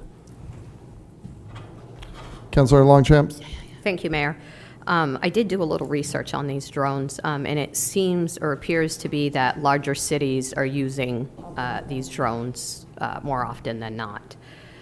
Do you have any knowledge of any other larger cities using these drones, and maybe how many they have? Yeah, so it's pretty common all across the country. I think New York has don't quote me, 555 of these. I know Fairfax, Virginia has several. Las Vegas has several. It's pretty common.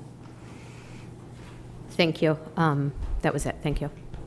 Councilor Najin. I would just like to point out to everybody that we were involved in an email request for additional funding that would have been an agenda item from Councilor Martell. And so I just want to point that we don't want to bicker back and forth. We were aware of the fact that there would be possibly some additional funds being asked for the police department. Finding out right now what this is, I agree. We didn't know what it was before, obviously. But just decorum for all of us, that's all. Councilor Chittum. Thank you. more than a little confused. I thought that the Finance Committee had recently approved the purchase of this very drone. Is this a second drone in addition to the self-deploying drone that the Finance Committee has recently approved? That's my understanding, that Councilor Martell is requesting another one. But yes, we will be receiving at least one. And that's already been approved? Yes. Do you have a arrival date on that? I think we're looking at 3 weeks or so. The company was just in this yesterday, actually. Okay, thank you. I would urge the council to get some experience with the first drone that's already been approved before immediately jumping into a second one. Thank you. Councillor Harriman? Thank you. Yeah, I do have a little, some questions about the technology. So who's going to fly this? It flies itself. It flies. It's GPS, like coordinated, it'll respond. Okay. I thought that drones typically had to have a pilot, and then the pilot had to be licensed and trained so that they would be able to avoid hazards and things like that. Yeah, but it literally works on GPS coordinates, so it will self-respond. But an officer can, like, hit the button, basically. We haven't been trained in it yet, but an officer can hit the button to launch it and send it to a specific direction. And if you are qualified, you can take over the flying of it. And so does that comport with state law and federal law around flying these aircraft? Yes, yep. So that it does allow for it to be flown without any human interaction? Yeah, there's nothing illegal with this. Okay. All right, thanks. Councillor Longchamps, then back to you, Councillor Martell. Thank you, Mayor.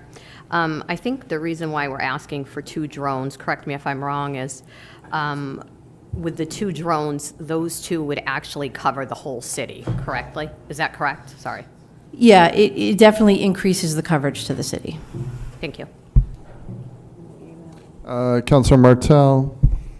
Thank you. And I don't expect the council to take my word for it, but I did have some conversations with Sergeant Brown, and he did say there will be an officer that has to monitor the drone at all times.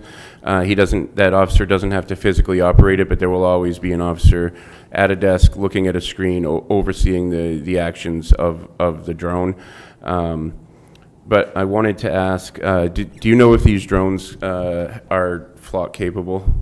I don't believe so. Okay. And do they patrol areas, or do they only respond to when a call comes in? So my understanding is they have both. Both are options. Okay. So they can just respond to specific calls. So like when I talk about like the CAD or dispatch system, like a call will come in with specific wording. So you can program them for specific types of calls to automatically deploy. But you can also program it I want it to fly over City Hall every Friday from 3 to 5, if there's an issue there that you want to monitor, that kind of thing. So you could put in the parameters, so if there's a reported shooting or vehicle theft or something else, it will automatically deploy under those circumstances. But if you want it to deploy to something else, you can also launch it with, tell it to launch for something that it doesn't automatically launch for. Correct. And then it can also be used to observe over, like you said, City Hall. And do you know how far the range is, where it can see in any direction from where it's hovering? I'm not sure about that. Okay. Another thing I would like to point out is that this is only an increase of $55,000. I believe that the $200,000 for the overtime is absolutely warranted and needed. This is just a small increase in the force. I think this is a great force multiplier. This is a small amount of money for what the city spends on a lot of other things that aren't directly related to public safety. And while I know that every dollar counts right now, this seems like a small amount of money to assist our officers. We are still down 12. Yes. Okay. So the overtime is great, and I expect that will have a great effect. But I just think this is another tool for not a lot of money that is going to help you guys do your job and it's immediate. From what I understand in conversations, again, that I had with Sergeant Brown, this drone, if it was to be approved tonight, would be operational almost within a week or so of when the first one will be. So this is an immediate help. This isn't 4 or 6 months down the road. This is something that will be deployable in the near future and is going to be protecting our streets and the people on those streets for a very relatively small amount of money. So I definitely would encourage the council to approve this and to show support to our police department in an effort to bring a moniker of public safety to our city. Thank you, Councilor Martel. Chief Conley, we already have a drone, correct? So we have other drones, and then we have. We have more than one right now. That an officer has to physically operate. Correct. And then we have one like this that should be coming, that just got approved through finance, and it'll be within 3 to 4 weeks, it should be here. Right. And I understand the reasoning to give the police everything they need, but what they needed is what they asked for. And so I understand, when we offer if Public Works was here and we offered them a piece of equipment, they'd gladly take it. And so I understand that the police are not going to turn down equipment. I understand that completely. I do think we should stick to what was asked for here in the agenda item. And before I go much further, Director Roy, can you please talk about where this money would come from? So I believe I have not seen the amendment, but I believe Councilor Martel put fund balance. As I am very concerned, we took $1.9 million out of fund balance and brought ourselves down to 9% during the budget. This would bring us down to 8.94. I'm very concerned we're going for our bond rating call in about 3 weeks. This does not look good to begin with, that we used the 1.9 for operating, and now we're taking it down even further. Will not look good for us and could cause our rating to go down, which would cause our interest rates to go up for our bonds, and less bidders to bond on our sale. Thank you, Director Roy. Councilor Harriman. Thank you. Apologies for all the questions, but this being brought up tonight, I haven't had a chance to look into it. So you said, I heard at one point that this kind of takes the place of an officer, but then I heard later that an officer has to monitor it at all times. So is it both, or? The officer that would be monitoring it would be the supervisor, like the watch commander, who's always behind a desk monitoring kind of everything that's going on in the field. So do they don't have to operate it, but they have to watch where it's going? Correct. Okay. So it does take, it's not completely automated. As far as I understand, it does take human interaction to operate it, or not to physically operate it, but right. to. Yeah, they need to monitor it. Okay.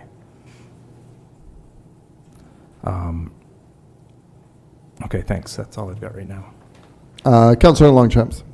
Thank you, Mayor. First, I'd like to say thank you to Councilor Martel for bringing this forward.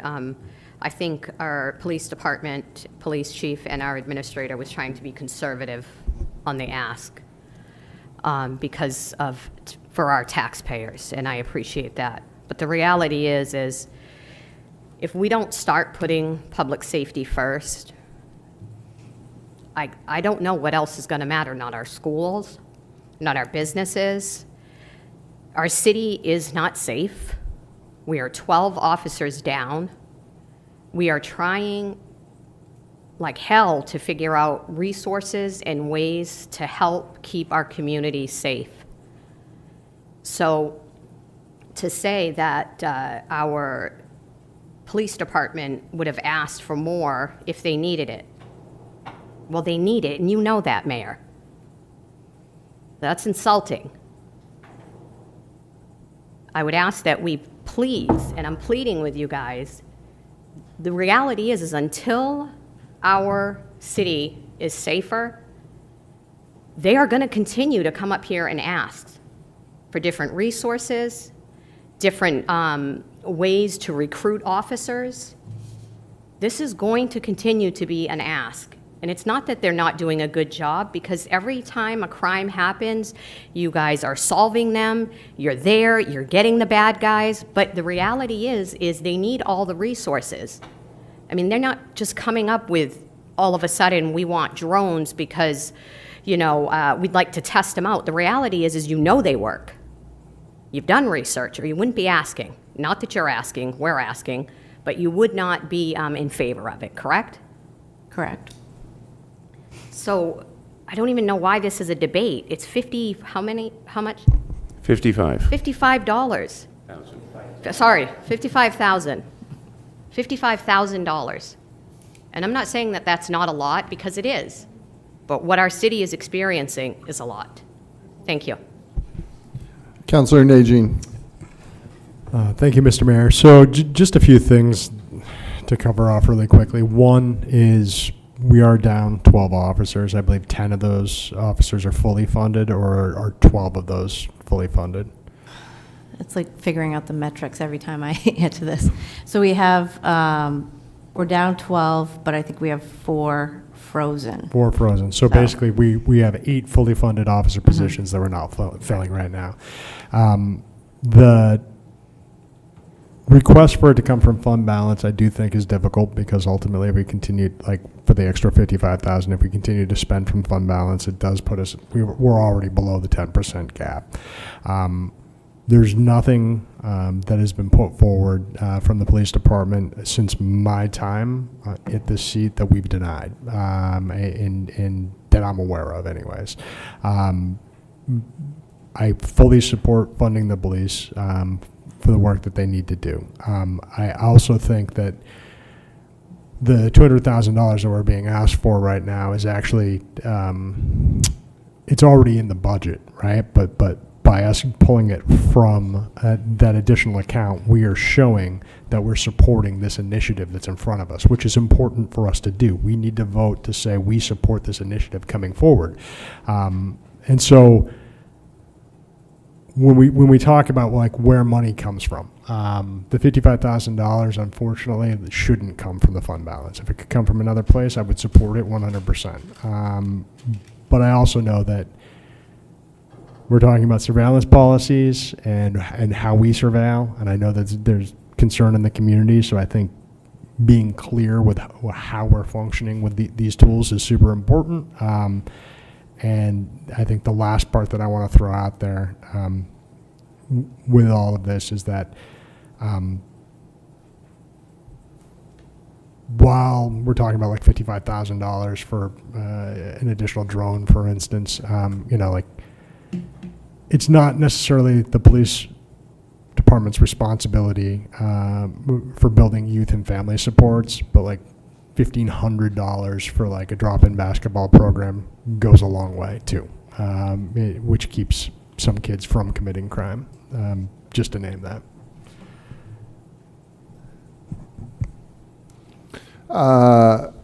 Councillor Chittum and then Councillor Martell, and then I'd like to vote on the amendment, councillors. Sure, I would simply like to reiterate that we have no experience with this drone. One has already been approved.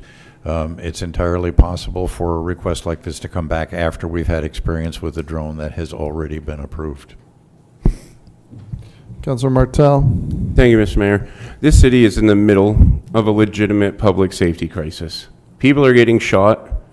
We're getting shootings happening more than once a week. It is unsustainable.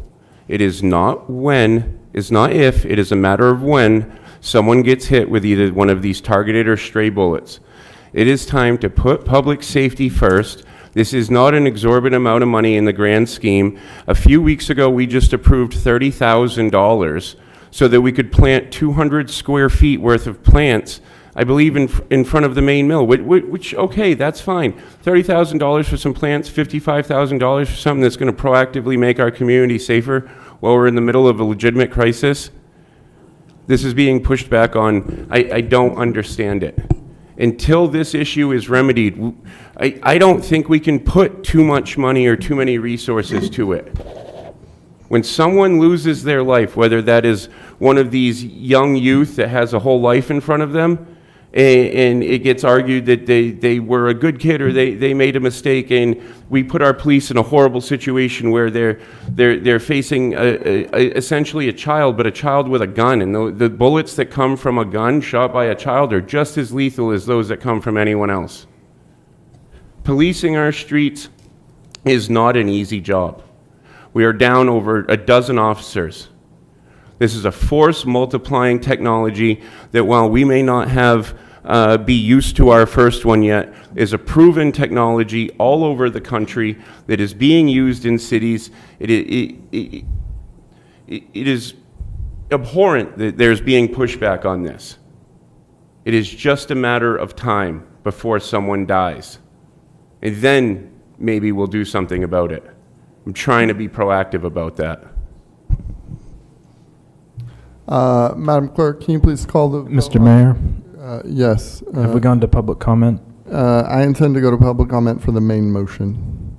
The public deserves a chance to weigh in on everything that we vote on, including amendments, not only some of the things we vote on. Understood, Councillor Harriman. We will go to public comment for this amendment.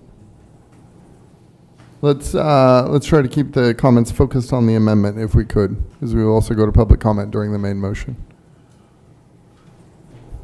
For the public's benefit, Madam Clerk, can you please reread the motion? The motion is to amend the original motion by adding in an additional $55,000 to be funded from fund balance for the purchase of an automated drone. So if we can keep our comments focused on that, that would be great. Thank you. Clarification, and then you're going to be talking about the 200K, right? Correct. Yeah. Okay, So okay. the overall idea, there will be you'll have a second bite of the apple for that. Thank you for clarifying. I'm not going to talk as long, so I'm not going to worry about my time. Melissa Dunn, community organizer in Lewiston. I just would ask people to be aware when somebody might seem like they're putting in amendments for things like this, especially the drone. And I would ask for the agenda item for any kind of technology to actually be like not a amendment, but to be an actual agenda item. Because there's been times that Lewiston Police has gotten things like technology, and we haven't had an opportunity to speak on that, to approve or disapprove or ask questions or share concerns or educate or inform or whatever it might be. So I think it was disingenuous to add the amendment, and I would ask for it to be a separate agenda item.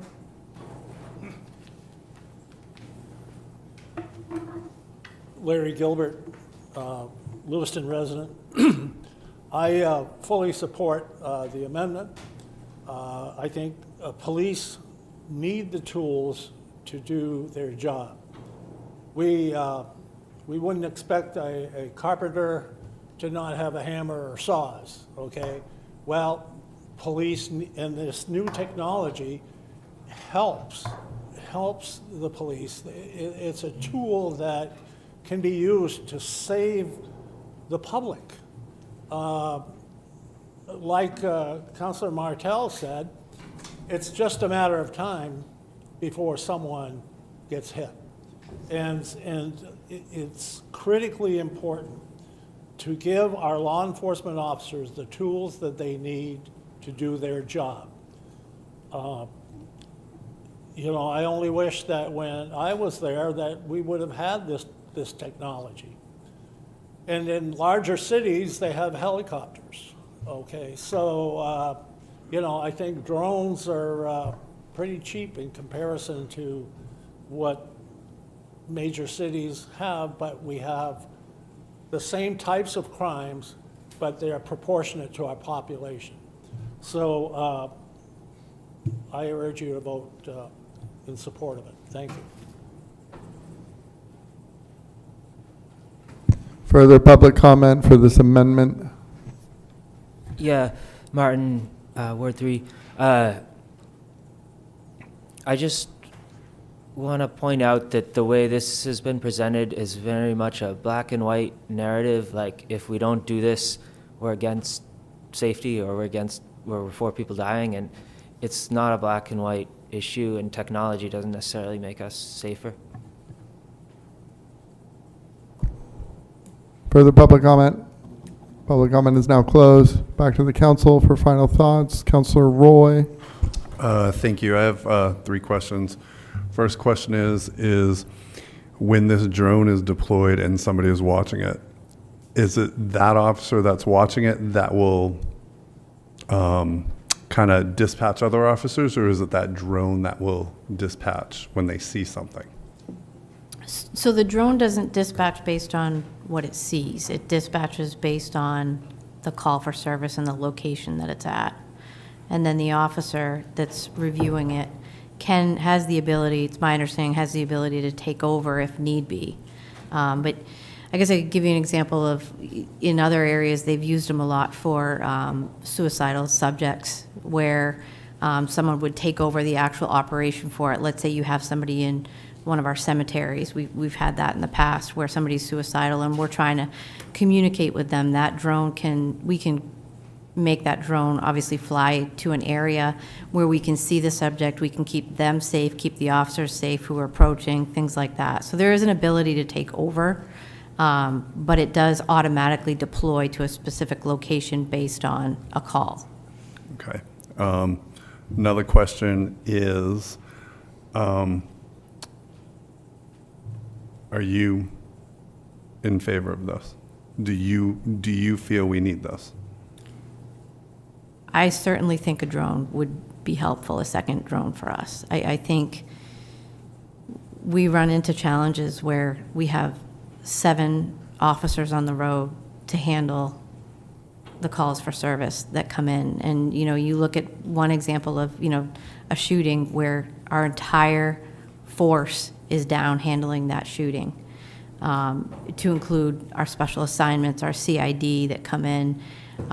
It really truly is a force multiplier in some regards. It would allow us to do some of the things that we just don't, unfortunately, have the personnel to do, to provide a service for everybody, Okay, that's a good answer. My final question would be, I do know about a month and a half ago, we were looking for money for a position. Can we look for money for this instead of taking it out of the fund balance and risking things, our bond rating and all that stuff? Could we look for this $55,000 like we were a position? Just a reminder, we removed all capital items out of the budget. So to find $55,000 would be difficult because of the lines. You can't take it from salaries. You'd have to look at other services, so I think it would be very difficult to pull $55,000 out of somebody's budget line. All right, thank you. Councilor Longchamps. Thank you, Mayor. Sorry, I'm not feeling so well today. But I was just going to ask, if there was a robbery in our city, how many officers would respond to that? Generally, as many as are available. It obviously depends on the type of robbery, but, you'd have at least a minimum of 2, and then if any officers are not tied up that are with other calls for service, they're going to that area as well. And we usually have how many on So, working at in general, 7 officers at a time. 7 officers? So if there was, I'm just using this, a robbery, 2 or 3 would show up. If there was a major accident within that time, a few more would go there, and then, God forbid, we have another shooting. Thank you. Councilor Harriman. Thank you. You said that this can be flown manually as well? That's my understanding. So it can be, or? That you can take over the control of it. Okay. How many officers are licensed to fly these? None of our officers are licensed at this point because we don't have it yet. So what happens is the company will come in and do an onboarding and a training and all of that and make sure that everybody's qualified. And only those that are qualified will be allowed to do that. Okay, thanks. Councillor Najin. Thank you, Mr. Mayor. So to come back to this point, like I fully support whatever is needed to do the job. I would also say that we need to fill those seats. We need more officers. That we desperately need to be to get people into those seats. I'm not in favor of taking it from the general fund. Already we pushed our general fund down to 9%. Against the advice of our director, and really stretched the budget in many different ways.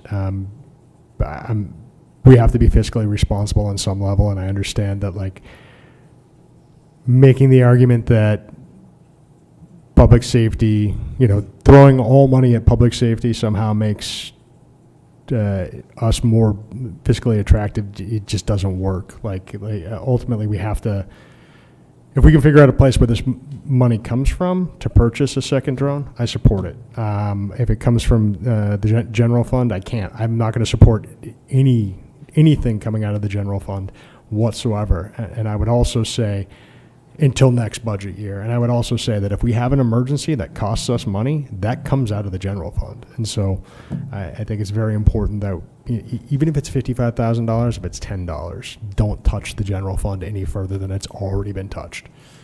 So if we can figure out where this money comes from, other than that, I'm all in support.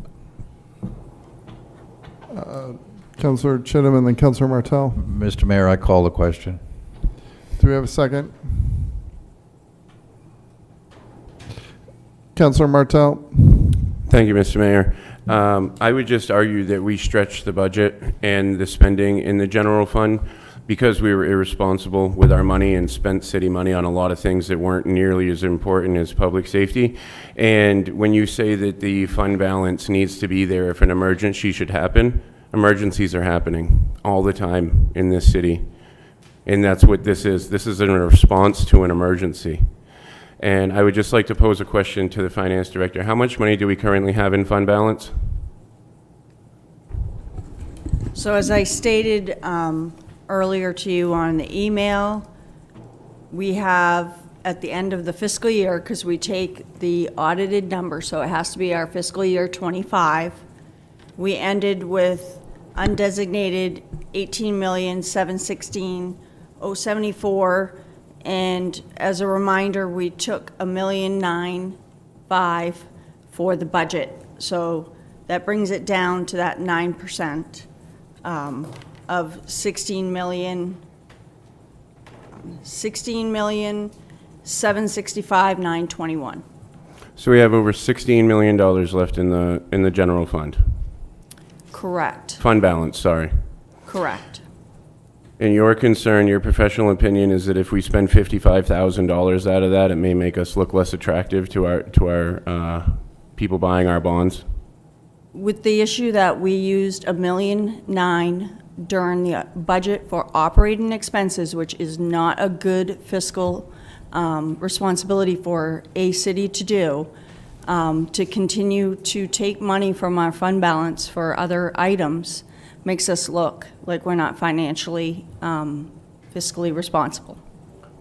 What is the kind of emergency that would warrant spending money out of the fund balance if this isn't one? I don't want to engage in this with staff. Understood. I think I made my point. Thank you. Thank you, Director Roy. I'm with Councillor Chittum on this. We have one of these coming already. When will this be arriving again, Chief Conley? I'm sorry, you said 2 to 3 weeks? Should be ready in, like 3 to 4, I believe. Or 3 to 4. Okay, so it will be arriving here within a month. We can see how that integrates into our workflow, and then if the chief and department feels we need a second one at that point, then they can come back and ask for one. I'm sure we'll find money for it. Madam Clerk, please call the vote. Councillor from Ward 1. And this is to support the amendment? Correct, yes. No. Ward 2? Yes. Ward 3? No. Ward 4? No. Ward 6? No. Ward 7? Yes, and I'm embarrassed to sit up here right now. Mr. Mayor, No. motion failed by a vote of 2 to 5. We're now back to the main motion, and we will now go to public comment for the main motion. Matt Roy, Ward 6. Mr. Mayor, no soliloquies during... Sorry, one second. Thank you. Yeah, please continue. Can you please start over, and can we please restart his clock? Thank you, Deputy Administrator. Thank you. Again, Matt Roy, Ward 6. Mayor, councilors, and city administrator, apparently there is some cognitive dissonance going on here tonight because as the budget you just approved back in May, total police overtime was approximately $877,000. The motion tonight, well, this motion tonight, I should say, contrary to 95% of what the administrator presented, is about one single thing. Taking $200,000, 35 days into the fiscal year 2027, which started July 1st. We're 35 days in, there's $877,000. I actually this weekend went back to fiscal year 23, 24, 25, and as of this afternoon, thanks to the finance director, 2026.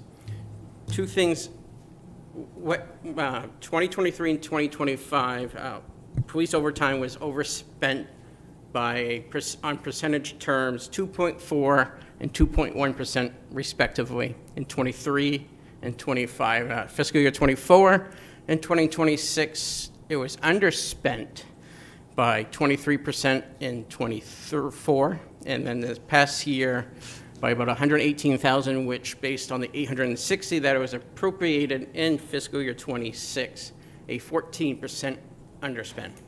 There is money already in the budget, which I'm, like I said, since we're 35 days into the new fiscal year, I'm presuming we haven't spent more than 8.3%, which would be 1/12 in percentage terms of the budget, the two budget lines that represent police OT. So this motion as presented tonight, the transfer of that money at this time is premature, especially based on the last four budgets either being slightly overspent or depending on how you want to define significant, underspent. Thank you.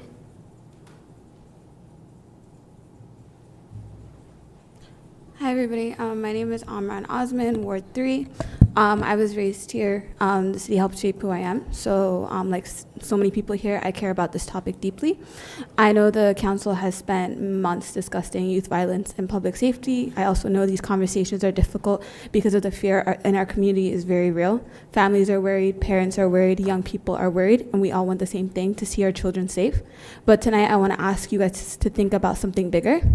I know that we're asking the council to approve $200,000 in police overtime, and I'm not here to oppose that request. Lewiston police data shows juveniles were involved in 12 of the city's 19 shootings this year. Correct me if I'm wrong. And 7 of those 12 involved was a young person already known to the system. Families are scared and enforcement has a role to play.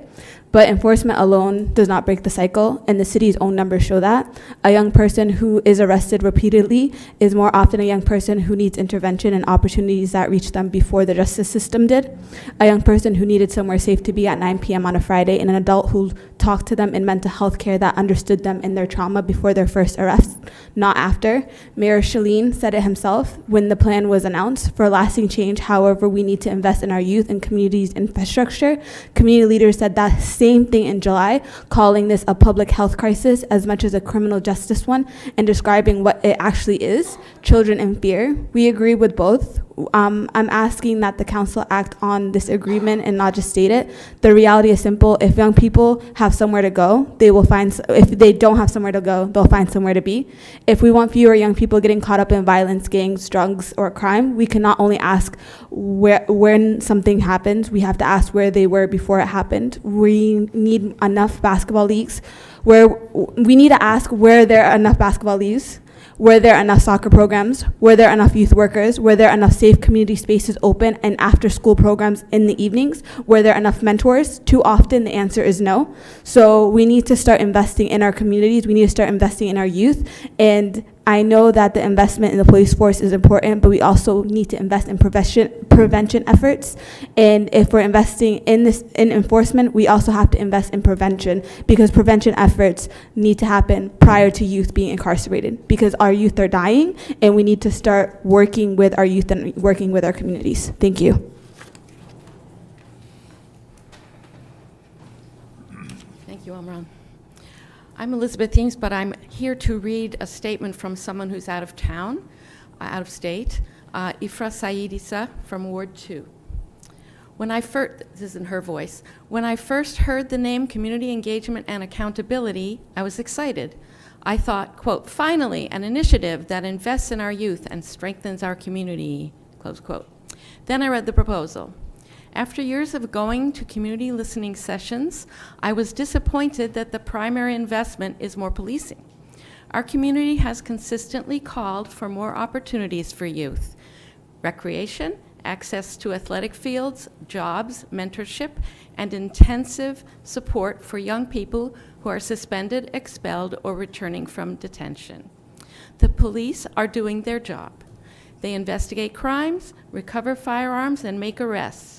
But they cannot treat trauma, reconnect a young person to school, support a struggling family, or coordinate the many agencies involved in a child's life.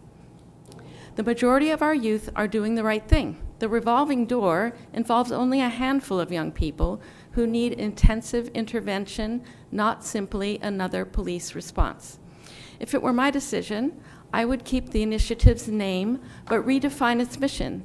Instead of investing $200,000 primarily on police over time, I would create a director and assistant director of community engagement and accountability, whose job is to ensure no young person falls through the cracks.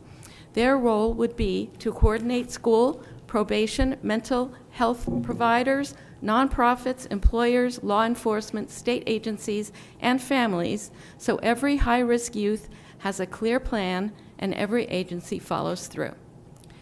Lewiston doesn't have a shortage of people who care. It has a shortage of coordination.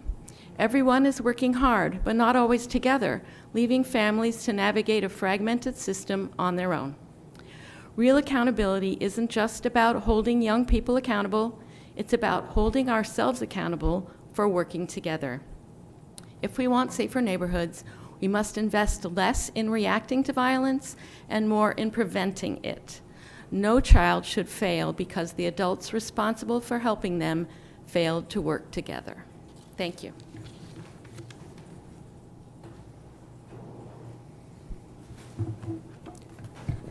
Martin Chartrand, Ward 3.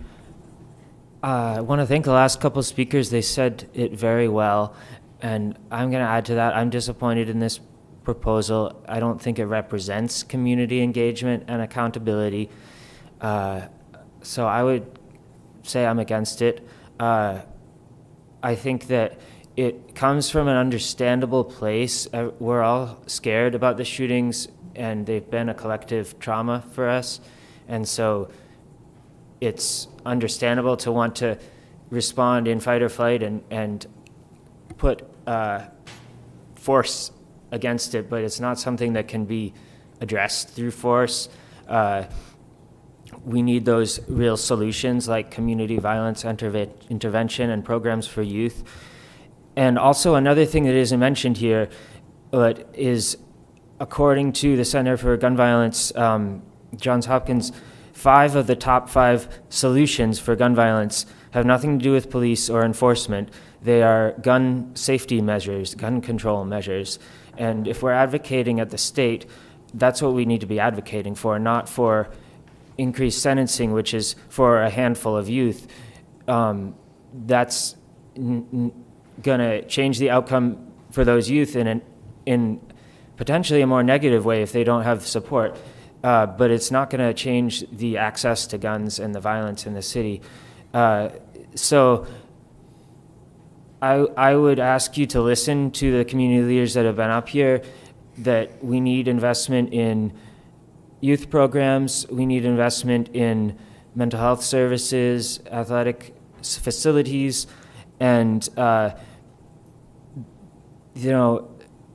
there's the agencies like IFRA and Amran that are just up here. They might not ask, but they have agencies that do a lot of great work with youth, and they could use money too. Generational Noah and IFCA. So the intensive intervention that youth need, there's models in other cities for something called community violence intervention, and it's not police that go into those neighborhoods. Police are involved in the planning and the backup, but it's trained community members who are part of that community. And I think if we can do, I hear, yes, we're going to do this now, yet we do more things later. But I think if we can do this now, we can do that now. And so it's like call the people together and start to cross those like boundaries of not working together and build trust. Thanks.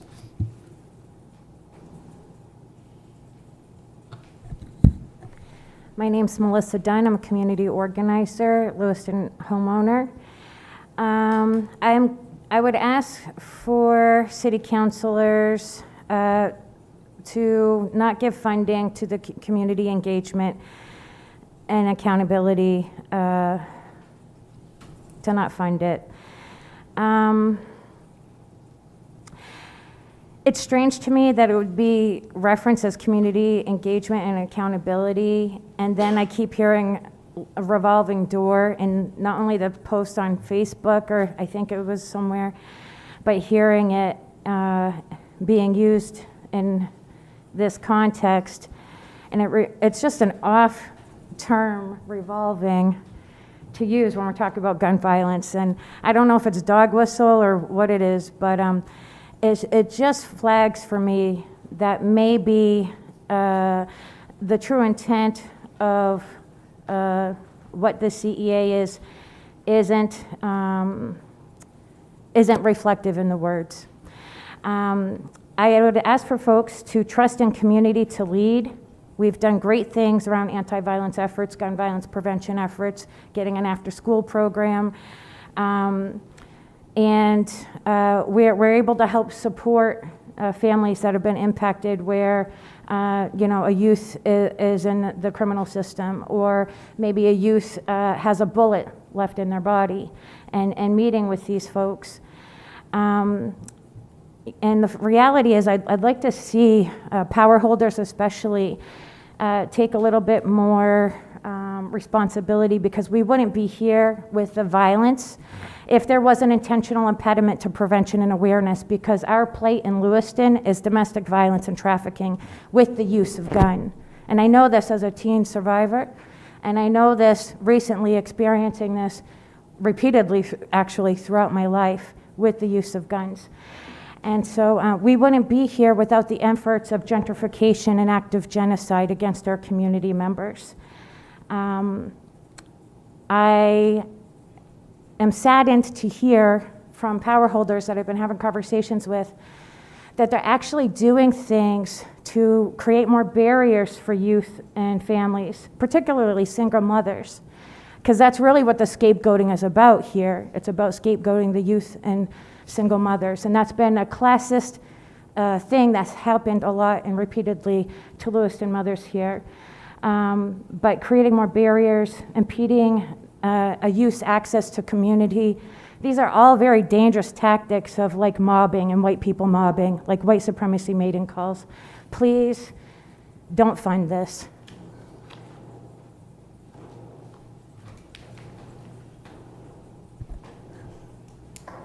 My name is Larry Gilbert, and I am a resident of Lewiston, part-time. throughout the year. But I'm here to speak in support of this funding. And I have some thoughts with regard to community-oriented policing philosophy being used with this money that will be appropriated, hopefully. And that is to, first of all, in these neighborhoods here, are the bicycles being used or are they not? That's a question I have. Well, we're going to answer, our presenters will take notes and answer questions when we come back. Okay. So I would, because I toured the police station when I was back from Florida, and I noticed in the storage room that there were a couple of bicycles there that had flat tires.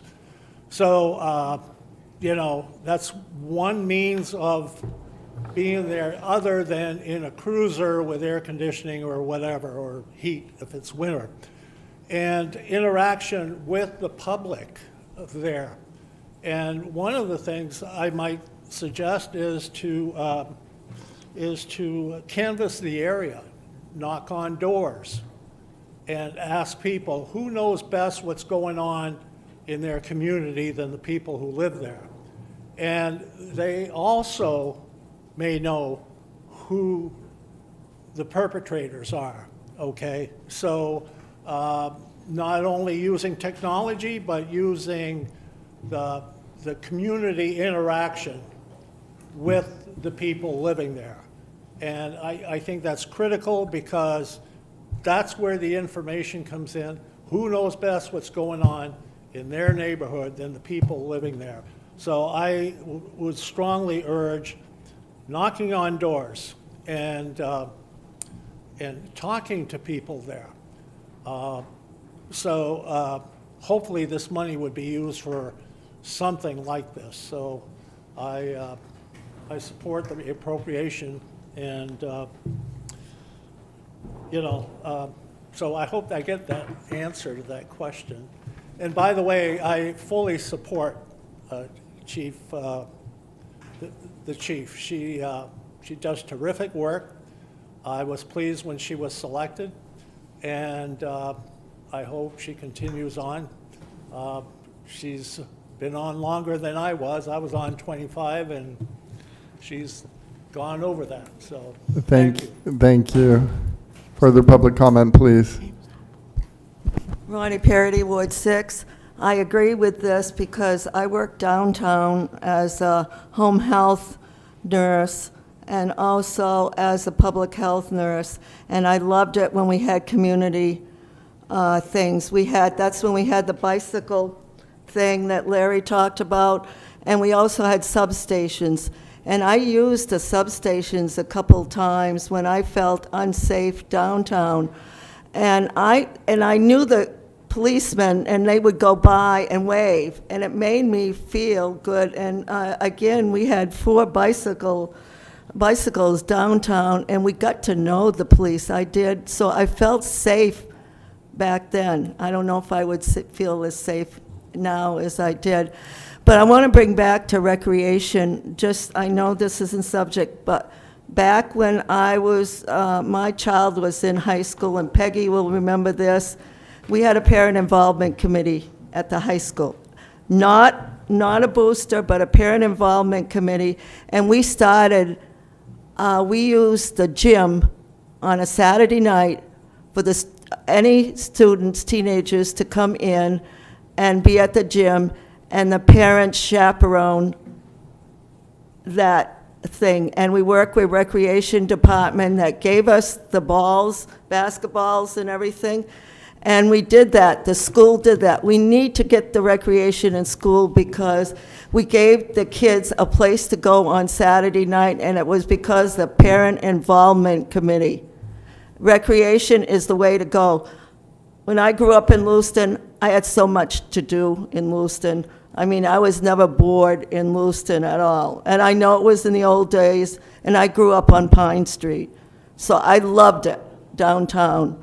and everything, and it's too bad we can't get back to that. But I really believe in getting out on the bikes, and maybe maybe that's another price, but we need to get the police out there and really talk to right now, this is the way to go. Thank you. But we need to get recreation and everything else involved, the schools. Thank you.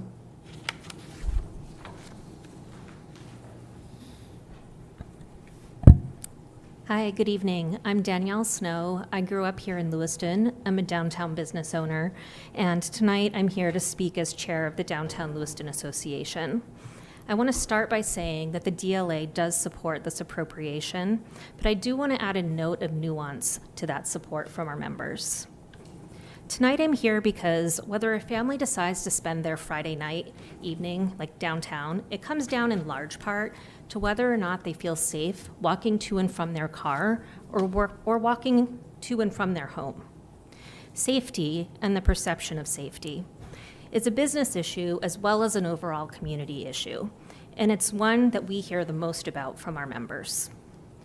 The DLA also has direct evidence that the method being asked for tonight, the more active patrolling of our streets, works in the downtown.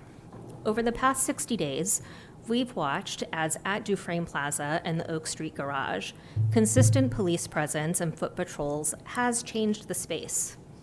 It's by no means perfect, but it has improved.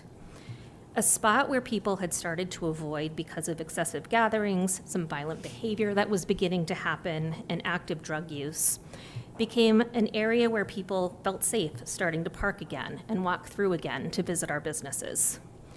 Complaints that our businesses were hearing from customers who were afraid to come into their stores started to decrease. That's not theory. That's real, actual proof that we're seeing results downtown. This is a spot that we can point to where we've seen real improvement through these increased patrols. And I want to be clear, but I do want to say fund it. We want to see it have a chance to succeed in other areas of downtown, especially where it's needed most. But I also want to be really clear, as the proposal itself is, and as we heard Administrator Kenrath say, the presence needs to be only part of the plan, not the whole plan. The city's own document pairs enforcement with accountability, treatment, and the harder work upstream. The patrols this funding provides may buy us some time. It might buy us some breathing room. But the patrols do not by themselves solve why a young teenager is carrying a gun. If the council funds this visible half tonight, and I do hope that you do, I will ask that you commit with equal energy to the other half, working with our community organizations on prevention. And one last broader point. This need did not appear overnight. I'd urge the council to build public safety and the downtown's role in it into a proactive, multi-year plan so that the next time we're funding this by design and not as an emergency. Thank you.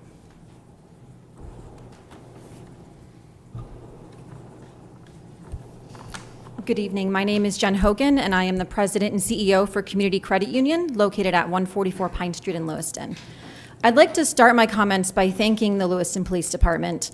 Our staff has always appreciated the professionalism and responsiveness of the officers who support us. Whether it's checking on our employees, responding to our concerns, having conversations with us regarding safety enhancements of our new downtown branch, or simply maintaining a visible presence, those efforts are making a difference, and we are grateful for your service. I appreciate the city's willingness to focus attention on public safety through the CEA initiative. Public safety deserves to remain at the forefront of our community conversations, and I commend the city for taking steps to move that discussion forward. I also appreciate hearing our city administrator say that tonight's vote is just one step in a larger initiative. As you continue developing this initiative, I would encourage you to think broad. The challenges we face, gun violence, substance use, mental health, youth engagement, housing instability, and neighborhood safety are interconnected. These challenges were not created by one thing, and they cannot be solved by one or two initiatives alone. The city has an opportunity to bring together residents, businesses, nonprofit organizations, schools, landlords, healthcare providers, and neighborhood leaders to build a truly collaborative approach. We each see different parts of these challenges, and together we can develop solutions that are more comprehensive, sustainable, and supported by the full community. Community Credit Union stands ready to be a part of these conversations. In fact, over the last couple of months, we began bringing together local business leaders to discuss how we can work collaboratively, not only with one another, but alongside the city to strengthen Lewiston. I believe the business community can and wants to be a part of the solution. This is not the responsibility of any one organization or any one department. It will take all of us. But I also believe that meaningful collaboration begins with leadership, and the city is uniquely positioned to bring people together around a shared vision for a safer, stronger Lewiston. Thank you for your time, for the service you give to our community, and for your willingness to continue this important work.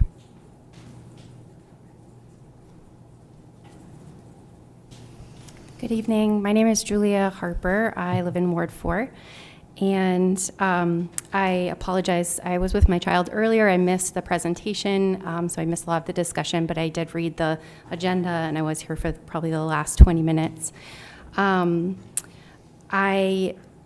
want to just say that when I saw the CE proposal, I was relieved to finally see a plan in writing for what we're going to, a proposal for what we're going to be doing about the violence and the gun violence that we're seeing. I fully understand the emergency. I also understand the legislative strategies being proposed to close loopholes in the juvenile justice systems that are amendments. We know the system is flawed and it needs amendments. And so, yeah, I just want, it felt important. I want to echo what a lot of speakers have said tonight, and what I have heard in years of just living and engaging in this community, which is folks just calling desperately for more investment in our youth and more opportunities for them to, it's basically like those upstream prevention strategies.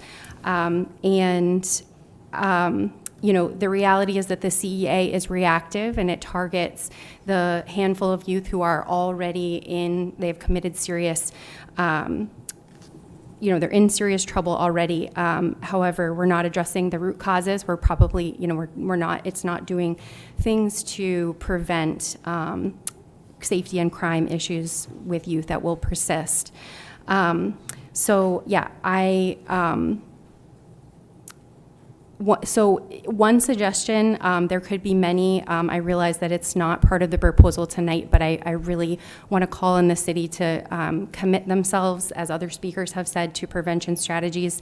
There's a model out of DC that the city of DC employs at-risk youth and has a whole sort of program working with them. This could be here locally through the Lewiston Rec or ethnic-based community organizations or others that are interested to employ at-risk youth. And I know that the city is struggling financially. I wonder if our philanthropic partners and foundations would step forward and partner to invest in this on an emergency basis. And so, yes, I'm just calling for, after this meeting tonight, recommitting to and investing in those things. And so that's my main point, and I'll just say I don't have any time, another time. Yes, you can always email comments to publiccomment@lewistonmaine.gov. Further public comment. Public comment is now closed. Yeah. Hold on, Administrator. I just want to address something really quick. Councilor Martel, I appreciate your fervor and passion and your frustration about how the last vote was going. If you can please refrain from doing anything other than voting, your comment lacked decorum. Thank you. Administrator Kainrath, yes. Thank you. Yeah, I just wanted to make sure that we reiterated, as I said at the outset, we do see this as the first step in a much larger process. And what many of the speakers spoke about tonight, we completely agree with. This is not just an enforcement piece. It is going to take a larger conversation. Programming and prevention are absolutely critical, and we look forward to those conversations, the next step, and what really needs to be a longer-term public safety process to address the issues we have here in Lewiston. I also, again, just want to make clear for everyone listening that this $200,000 ask from the salary reserve account is exclusively for foot patrols, bike patrols, and staffing the mobile resource center. So we completely agree that when we talk about community policing, when we talk about officers on the street interacting face-to-face, not behind a cruiser window with residents, is important. And so this $200,000 ask is completely for foot patrols, bike patrols, and staffing the mobile unit. Also, couldn't agree more on substations. We had that conversation. I think that's another longer-term strategy as we look for more physical space, whether that's leasing or owning space down the road. I think that should be another goal. We had substations at one time. I think it'd be a good idea to bring them back in different areas of the city. So we completely support that piece also. So I just wanted to make sure that was completely clear for the record. This is going to be a long process. This is the first piece of it. We look forward to the conversations, the engagement, and a lot more to come. We have a lot of work to do, but we're totally confident we can do it. Chief Conley, did you want to say anything? Yeah, I mean, I would certainly echo what the city administrator said. In reference, the only thing I guess I want to highlight is when you read the packet and you talk about a mobile command unit, that truly is sort of the design that when we talk about substations, that's our goal with this, is more to make it a satellite station and put it in various areas where officers are going to be present and available and a resource for the community. So it's not designed to be necessarily an enforcement mechanism. It's really trying to kind of model that substation concept that we had for many years throughout the city, and we just don't have that capability right now. Thank you. And I don't want to put you on the spot now or take time, but if you could get back to the Honorable Larry Gilbert about the condition of the bikes, that would be great. Yeah, we're certainly going to have to look at the condition of our bikes. It is not something, unfortunately, I know I keep going back to the personnel, but we just don't have the staffing to take an officer and put them on a bike right now unless we're hiring it in some sort of detail fashion. Understood. Thank you. Councilor Roy. Thank you, Mr. Mayor. One of the things that I was thinking about listening to everybody talk, trying to find money, because I believe, when you said you need this drone or would like this drone, the second drone, how about the police drug forfeiture fund? Can we take $55,000 out of that? I mean, that seems like a small ask out of that one. So the challenge with the drug forfeiture money is we use more than is coming in right now. At the beginning of this budget cycle, I think we had around 600,000. We have budgeted already, which we actually put more in to assist with the budget this year, 300,000. So we're going to be well under, I think it's like under 400 or 300,000. And on average, so if you follow that trajectory, if on average every year we use 300,000 and we only get 50,000, we're spending it more than we have it coming in. And I'll point to the example of last year where we had an issue with the guns. That wasn't in the budget. That was, I think, almost $100,000 to replace our guns. I don't think I'd be smart to go below what we're at right now, where we've already spent more this year in it. And thank you for that answer, because again, listening to you being a professional saying about going below that, we have a professional that's saying going below other things, and I'm really, I'm torn between that, because I know what you're talking about. Point of order. Councillor Longchamps, yes. I apologize. I'm grateful that Mr. Roy is still trying to possibly figure out a way for us to get that second drone, but that's not what we're talking about right now. Yeah, understood. Thank Yes, you. if you could keep your comments germane, Councillor Roy, that would be great. Okay, well, I will try to keep them germane. So at this point, I would love to see more green space, more fields and all that stuff. So again, trying to find that money. Appreciate that. Thank you very much. Councillor Longchamps, did you have something? Yes, thank you, Mayor. I was just basically going to say that the funds that you guys are asking for, just for the public to hear again, is not the CEA program funding. You're basically asking for overtime funding for the police because we are 12 officers down, correct? Oh, it is part of this plan, and what we're asking for, the 20,000, the 200,000 is part of the CEA, is basically two pieces. It's the Right. overtime, the community policing, and then the legislative strategy. So it is part of the plan. Okay. And the 200,000 is to, again, fund those foot patrols, bike patrols, and the mobile unit. Thank you. Obviously, you guys know I'm in support of this. Whatever we can do to help keep our city safer, especially in the downtown area where we're really experiencing a lot of the gun violence.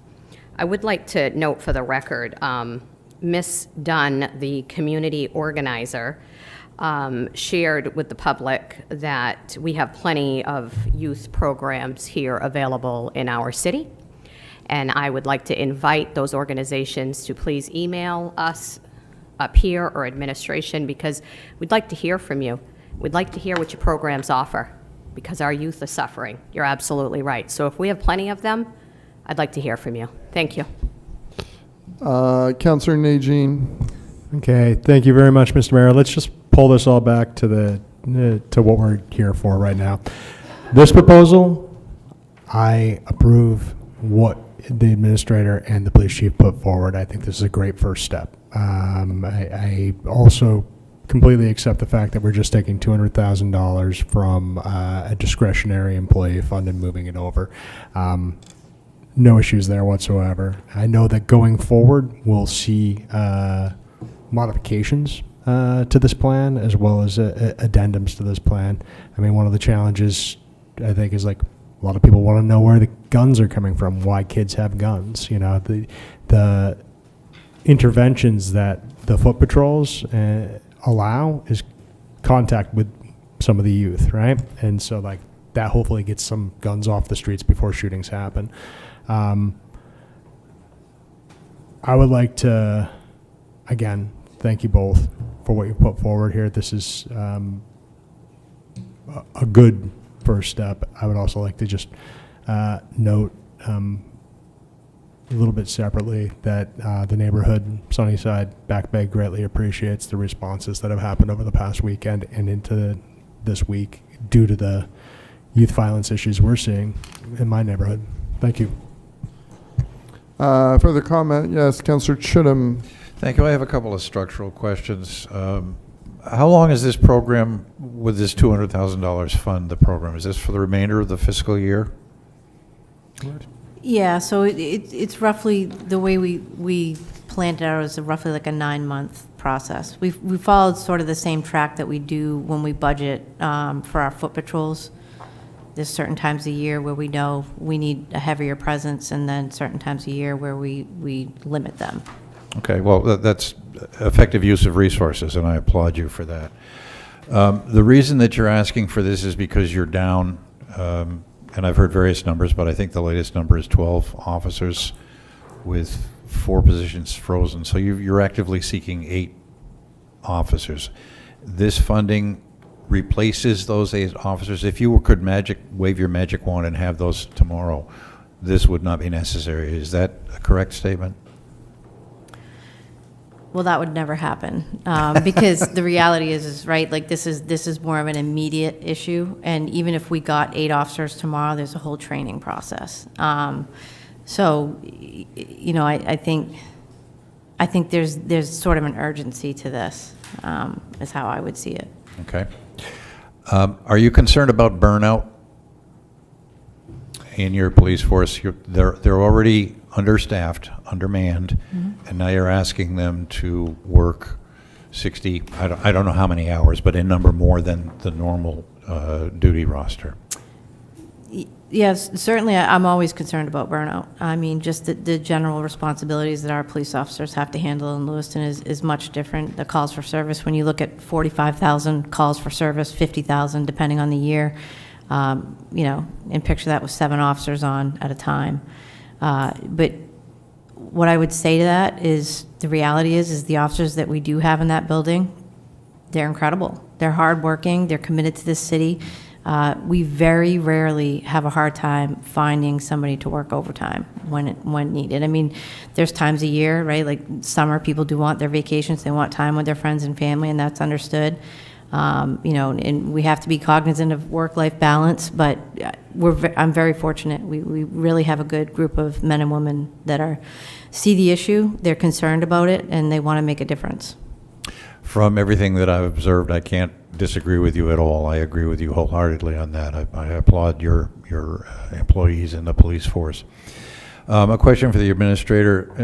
This salary reserve line, please refresh my memory. Is this a citywide salary reserve account? Yes, this is often used for things like, you know, if someone leaves, paying out unused vacation time or other things that come up throughout the year.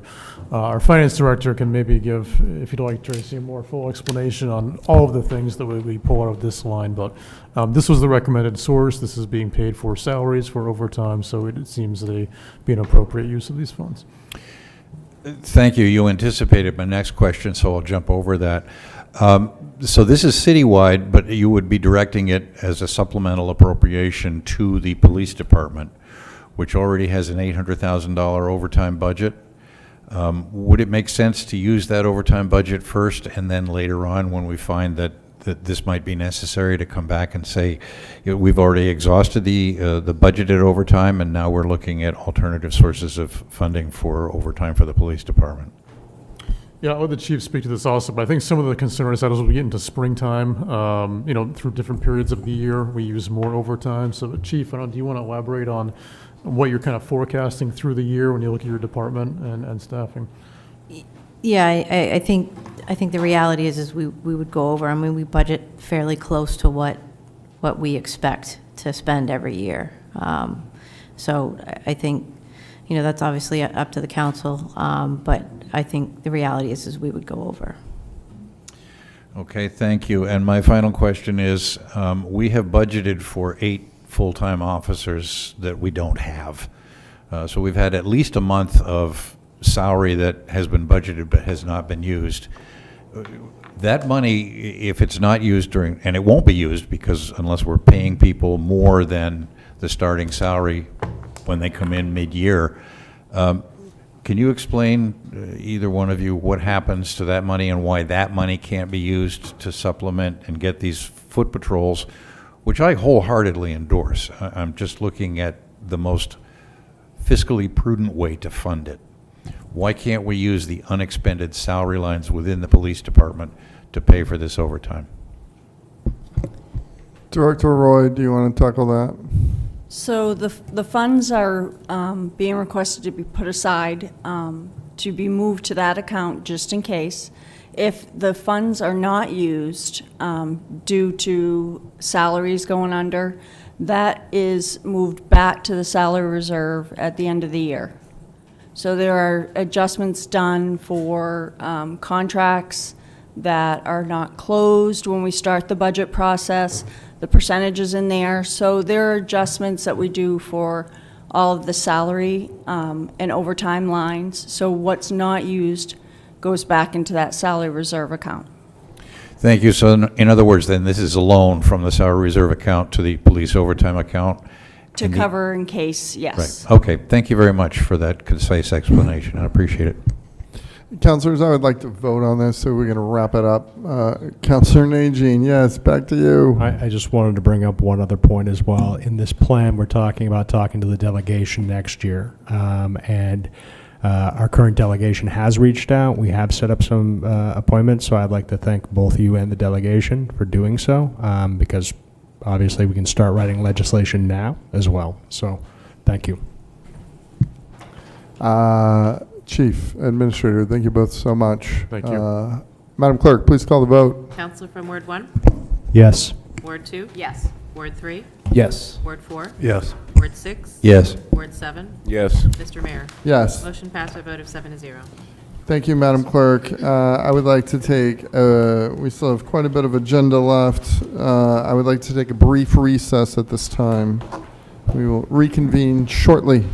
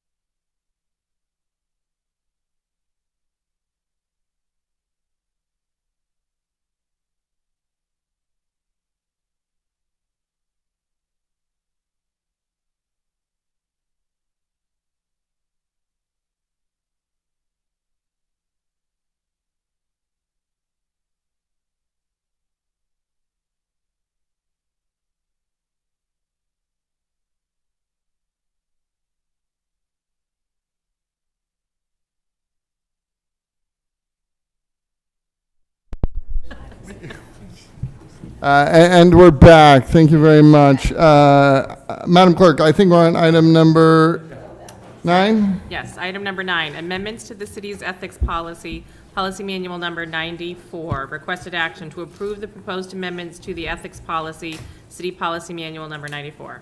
May I have a motion, please? So moved. Second. Councillor Martel, seconded by Councillor Longchamps. Councillor Longchamps, you brought this forward, so if you can kick us off, that'd be great.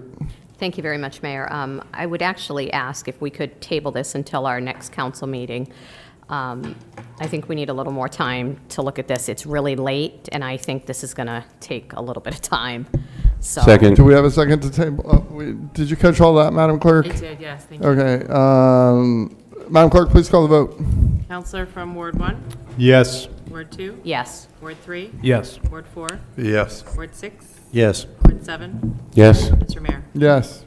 Motion passed by a vote of 7-0. We're flying now. Item number 10. Item number 10, order directing the city administrator to explore the dissolution of the Lewiston Auburn Railroad Company. Requested action to approve the order directing the city administrator to explore the dissolution of the Lewiston Auburn Railroad Company.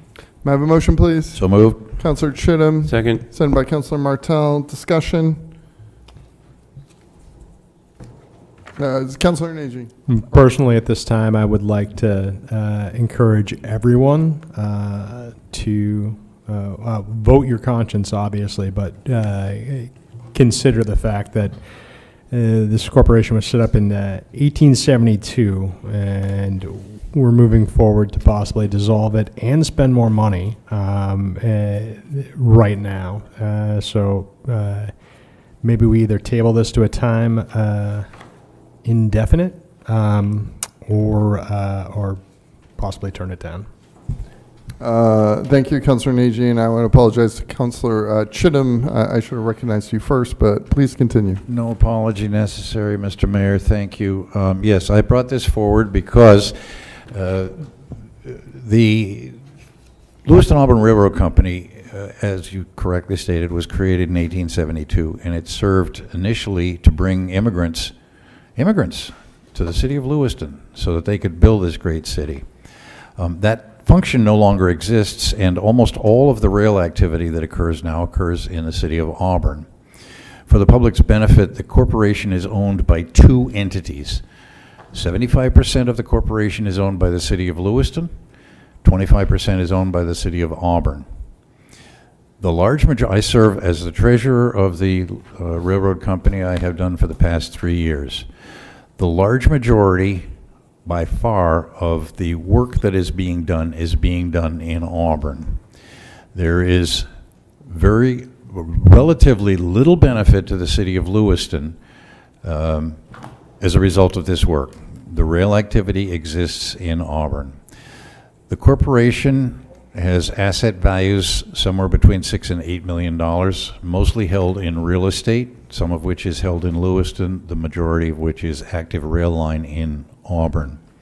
The reason I brought this forward is that the tenor of the corporation seems to be drifting very much toward a well-deserved and well-earned and well-thought-out plan to develop an intermodal facility consisting of rail, highway, and airline at the airport in Auburn. The benefit to the city of Lewiston is disproportionate to the 75% ownership that it has.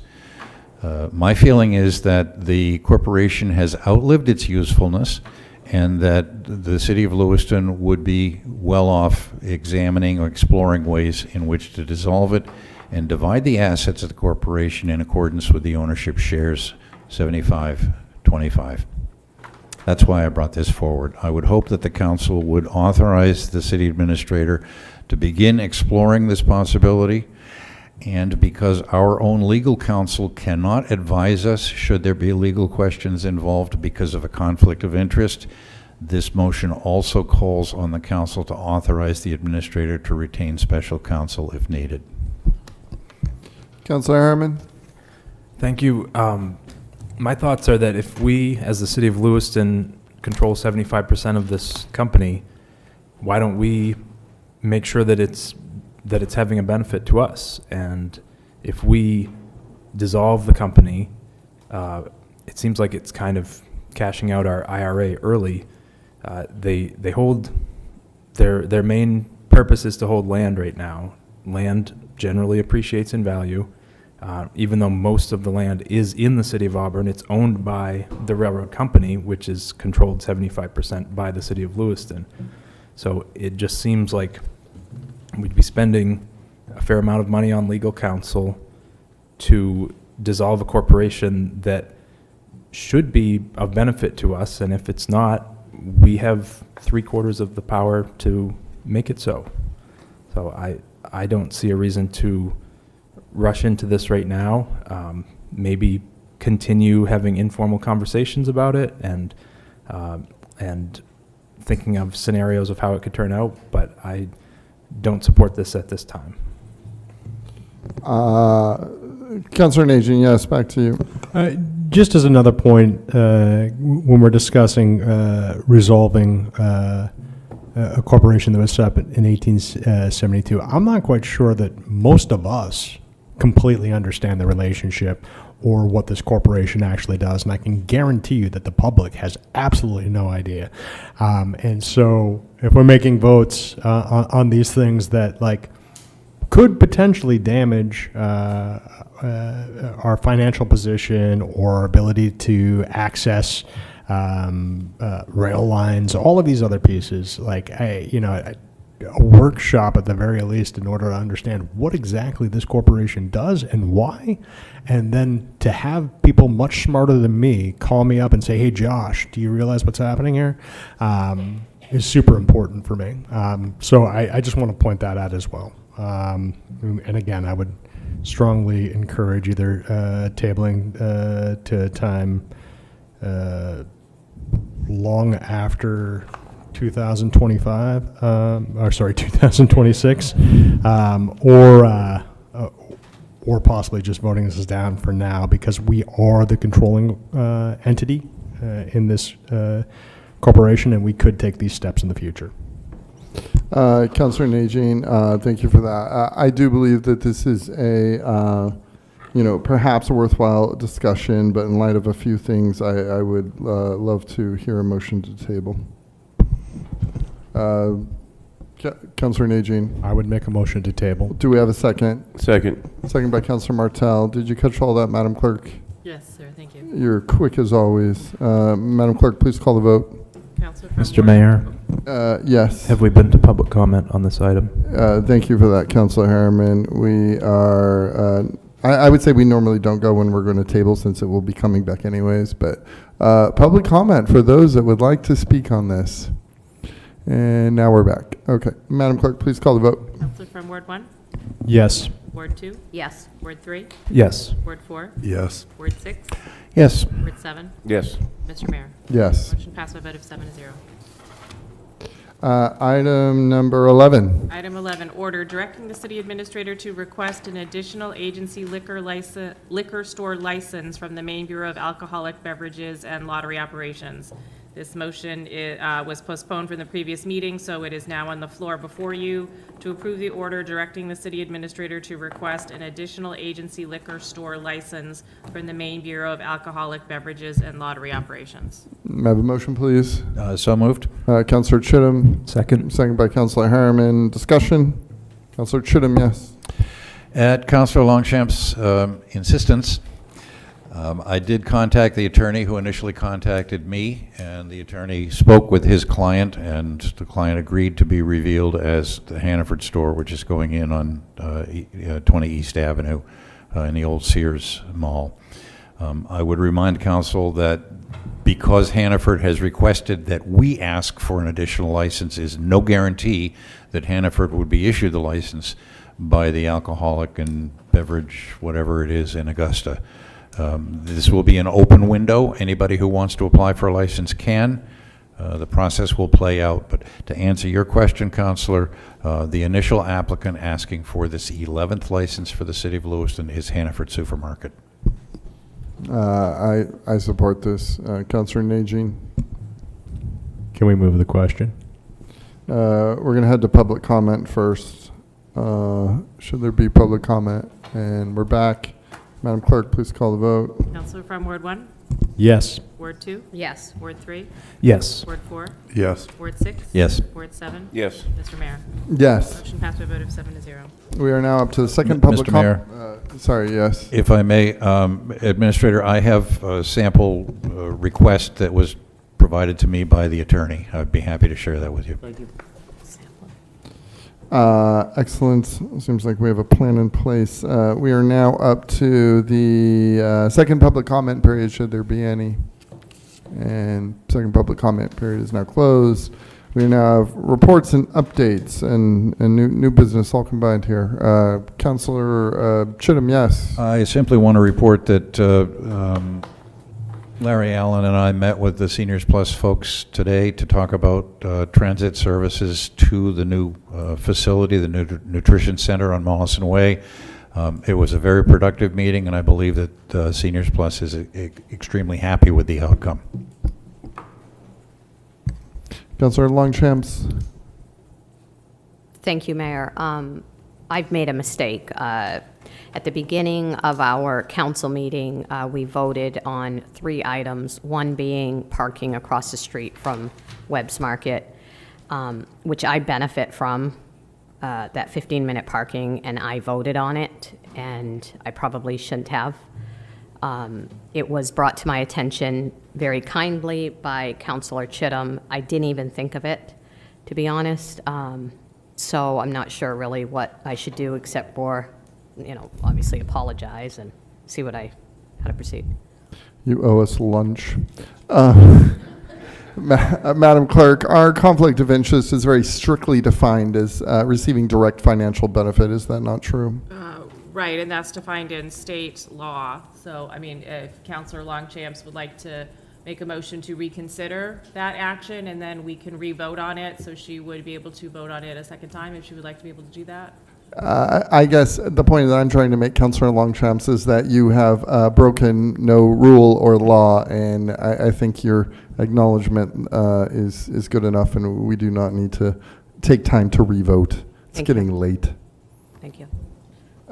Councilor Najin, did you have anything? Yeah, I just have a couple of things. First is the FERC relicensing process that we're going through. The final comments are due on the 21st of August.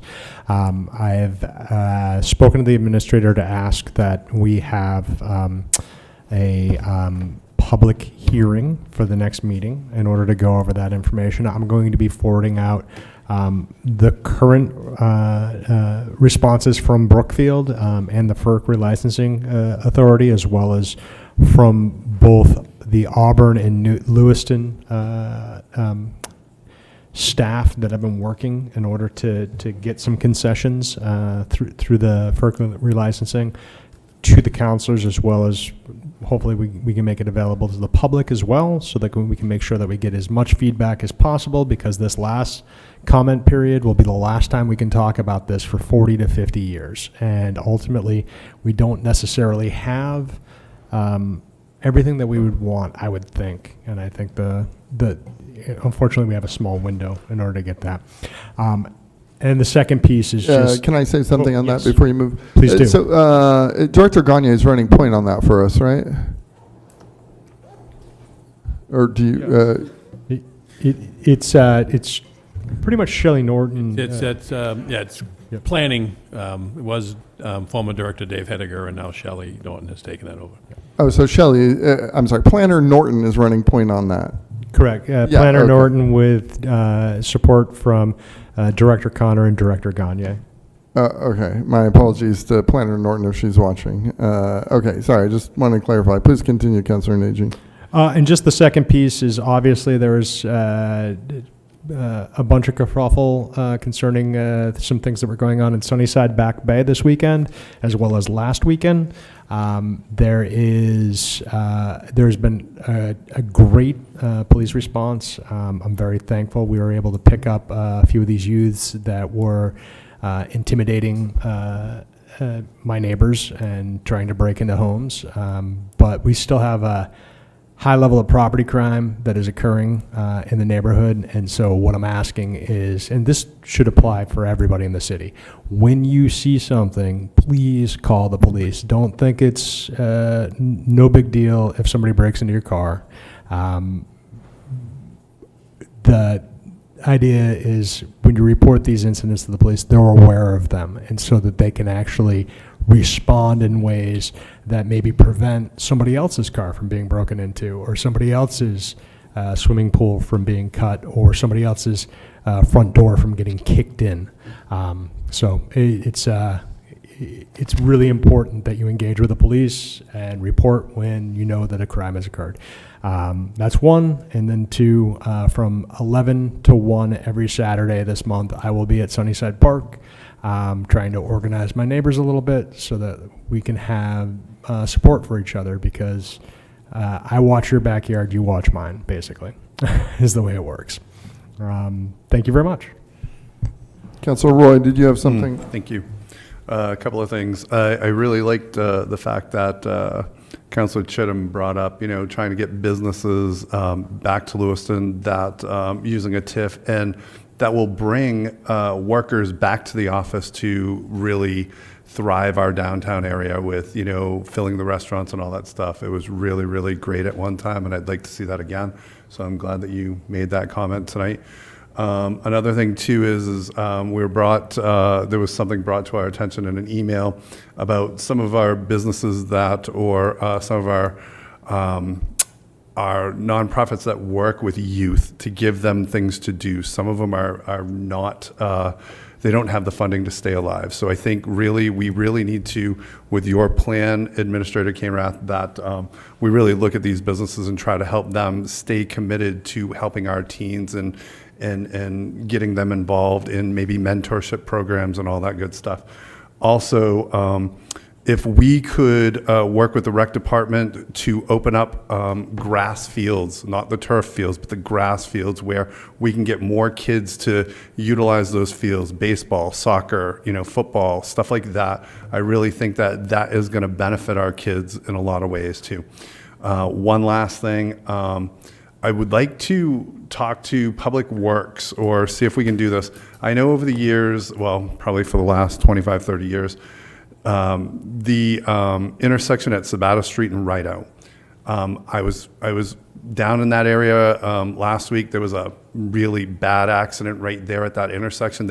I would like to know if we could get maybe a traffic study there. I would also like to know how many accidents were in that area over the last couple of years. Only because, I know we have a light up at North Temple, but I'm telling you, during the school season, for 9 months out of the year, trying to get out of there in the mornings to go to work, to go to school, stuff like that, it is really intense. There's so much traffic over the last couple of years that have grown in that area that it's really a dangerous intersection. So I would really love to see what we can do to maybe come up with an idea to work on that. Thank you. Thank you. Anything from anybody else before we head to executive? Councilor Najin, back to you. The only piece I would like to touch on really quickly is we voted not to extend the moratorium, but we did not suggest that the Housing Committee should not continue to work on the ordinance, and so I think that should be made clear to the Housing Committee. Yeah, I think it's clear. They're gonna. Okay. Yeah, they're good. Craig's on it. We love you, Craig. Okay. Anything else, Madam Clerk? I see we have executive sessions. You do. 2 executive sessions before you. Item 15 and item 16. Item 15. Executive session to discuss labor union negotiations regarding the Maine State Employees Association. Requested action to enter into an executive session pursuant to Maine Revised Statutes Annotated Title I, Section 4056D, to discuss labor negotiations regarding the Maine State Employees Association Local 1989, and executive session pursuant to Maine Revised Statutes Annotated Title I, Section 4056A, to discuss a personnel matter. Requested action to enter into an executive session pursuant to Maine Revised Statutes Annotated Title I, Section 4056A, to discuss a personnel matter. I have a motion, please. So moved. Councilor Najin, followed by Councilor Chittum. Madam Clerk, please call the vote. Councilor from Ward 1? Yes. Ward 2? Yes. Ward 3? Yes. Ward 4? Yes. Ward 6? Yes. Ward 7? Yes. Mr. Mayor? Yes. Motion passed by a vote of 7-0. Thank you to our studio audience, and thank you to everyone at home, and get out and enjoy the Balloon Festival. Have a great night.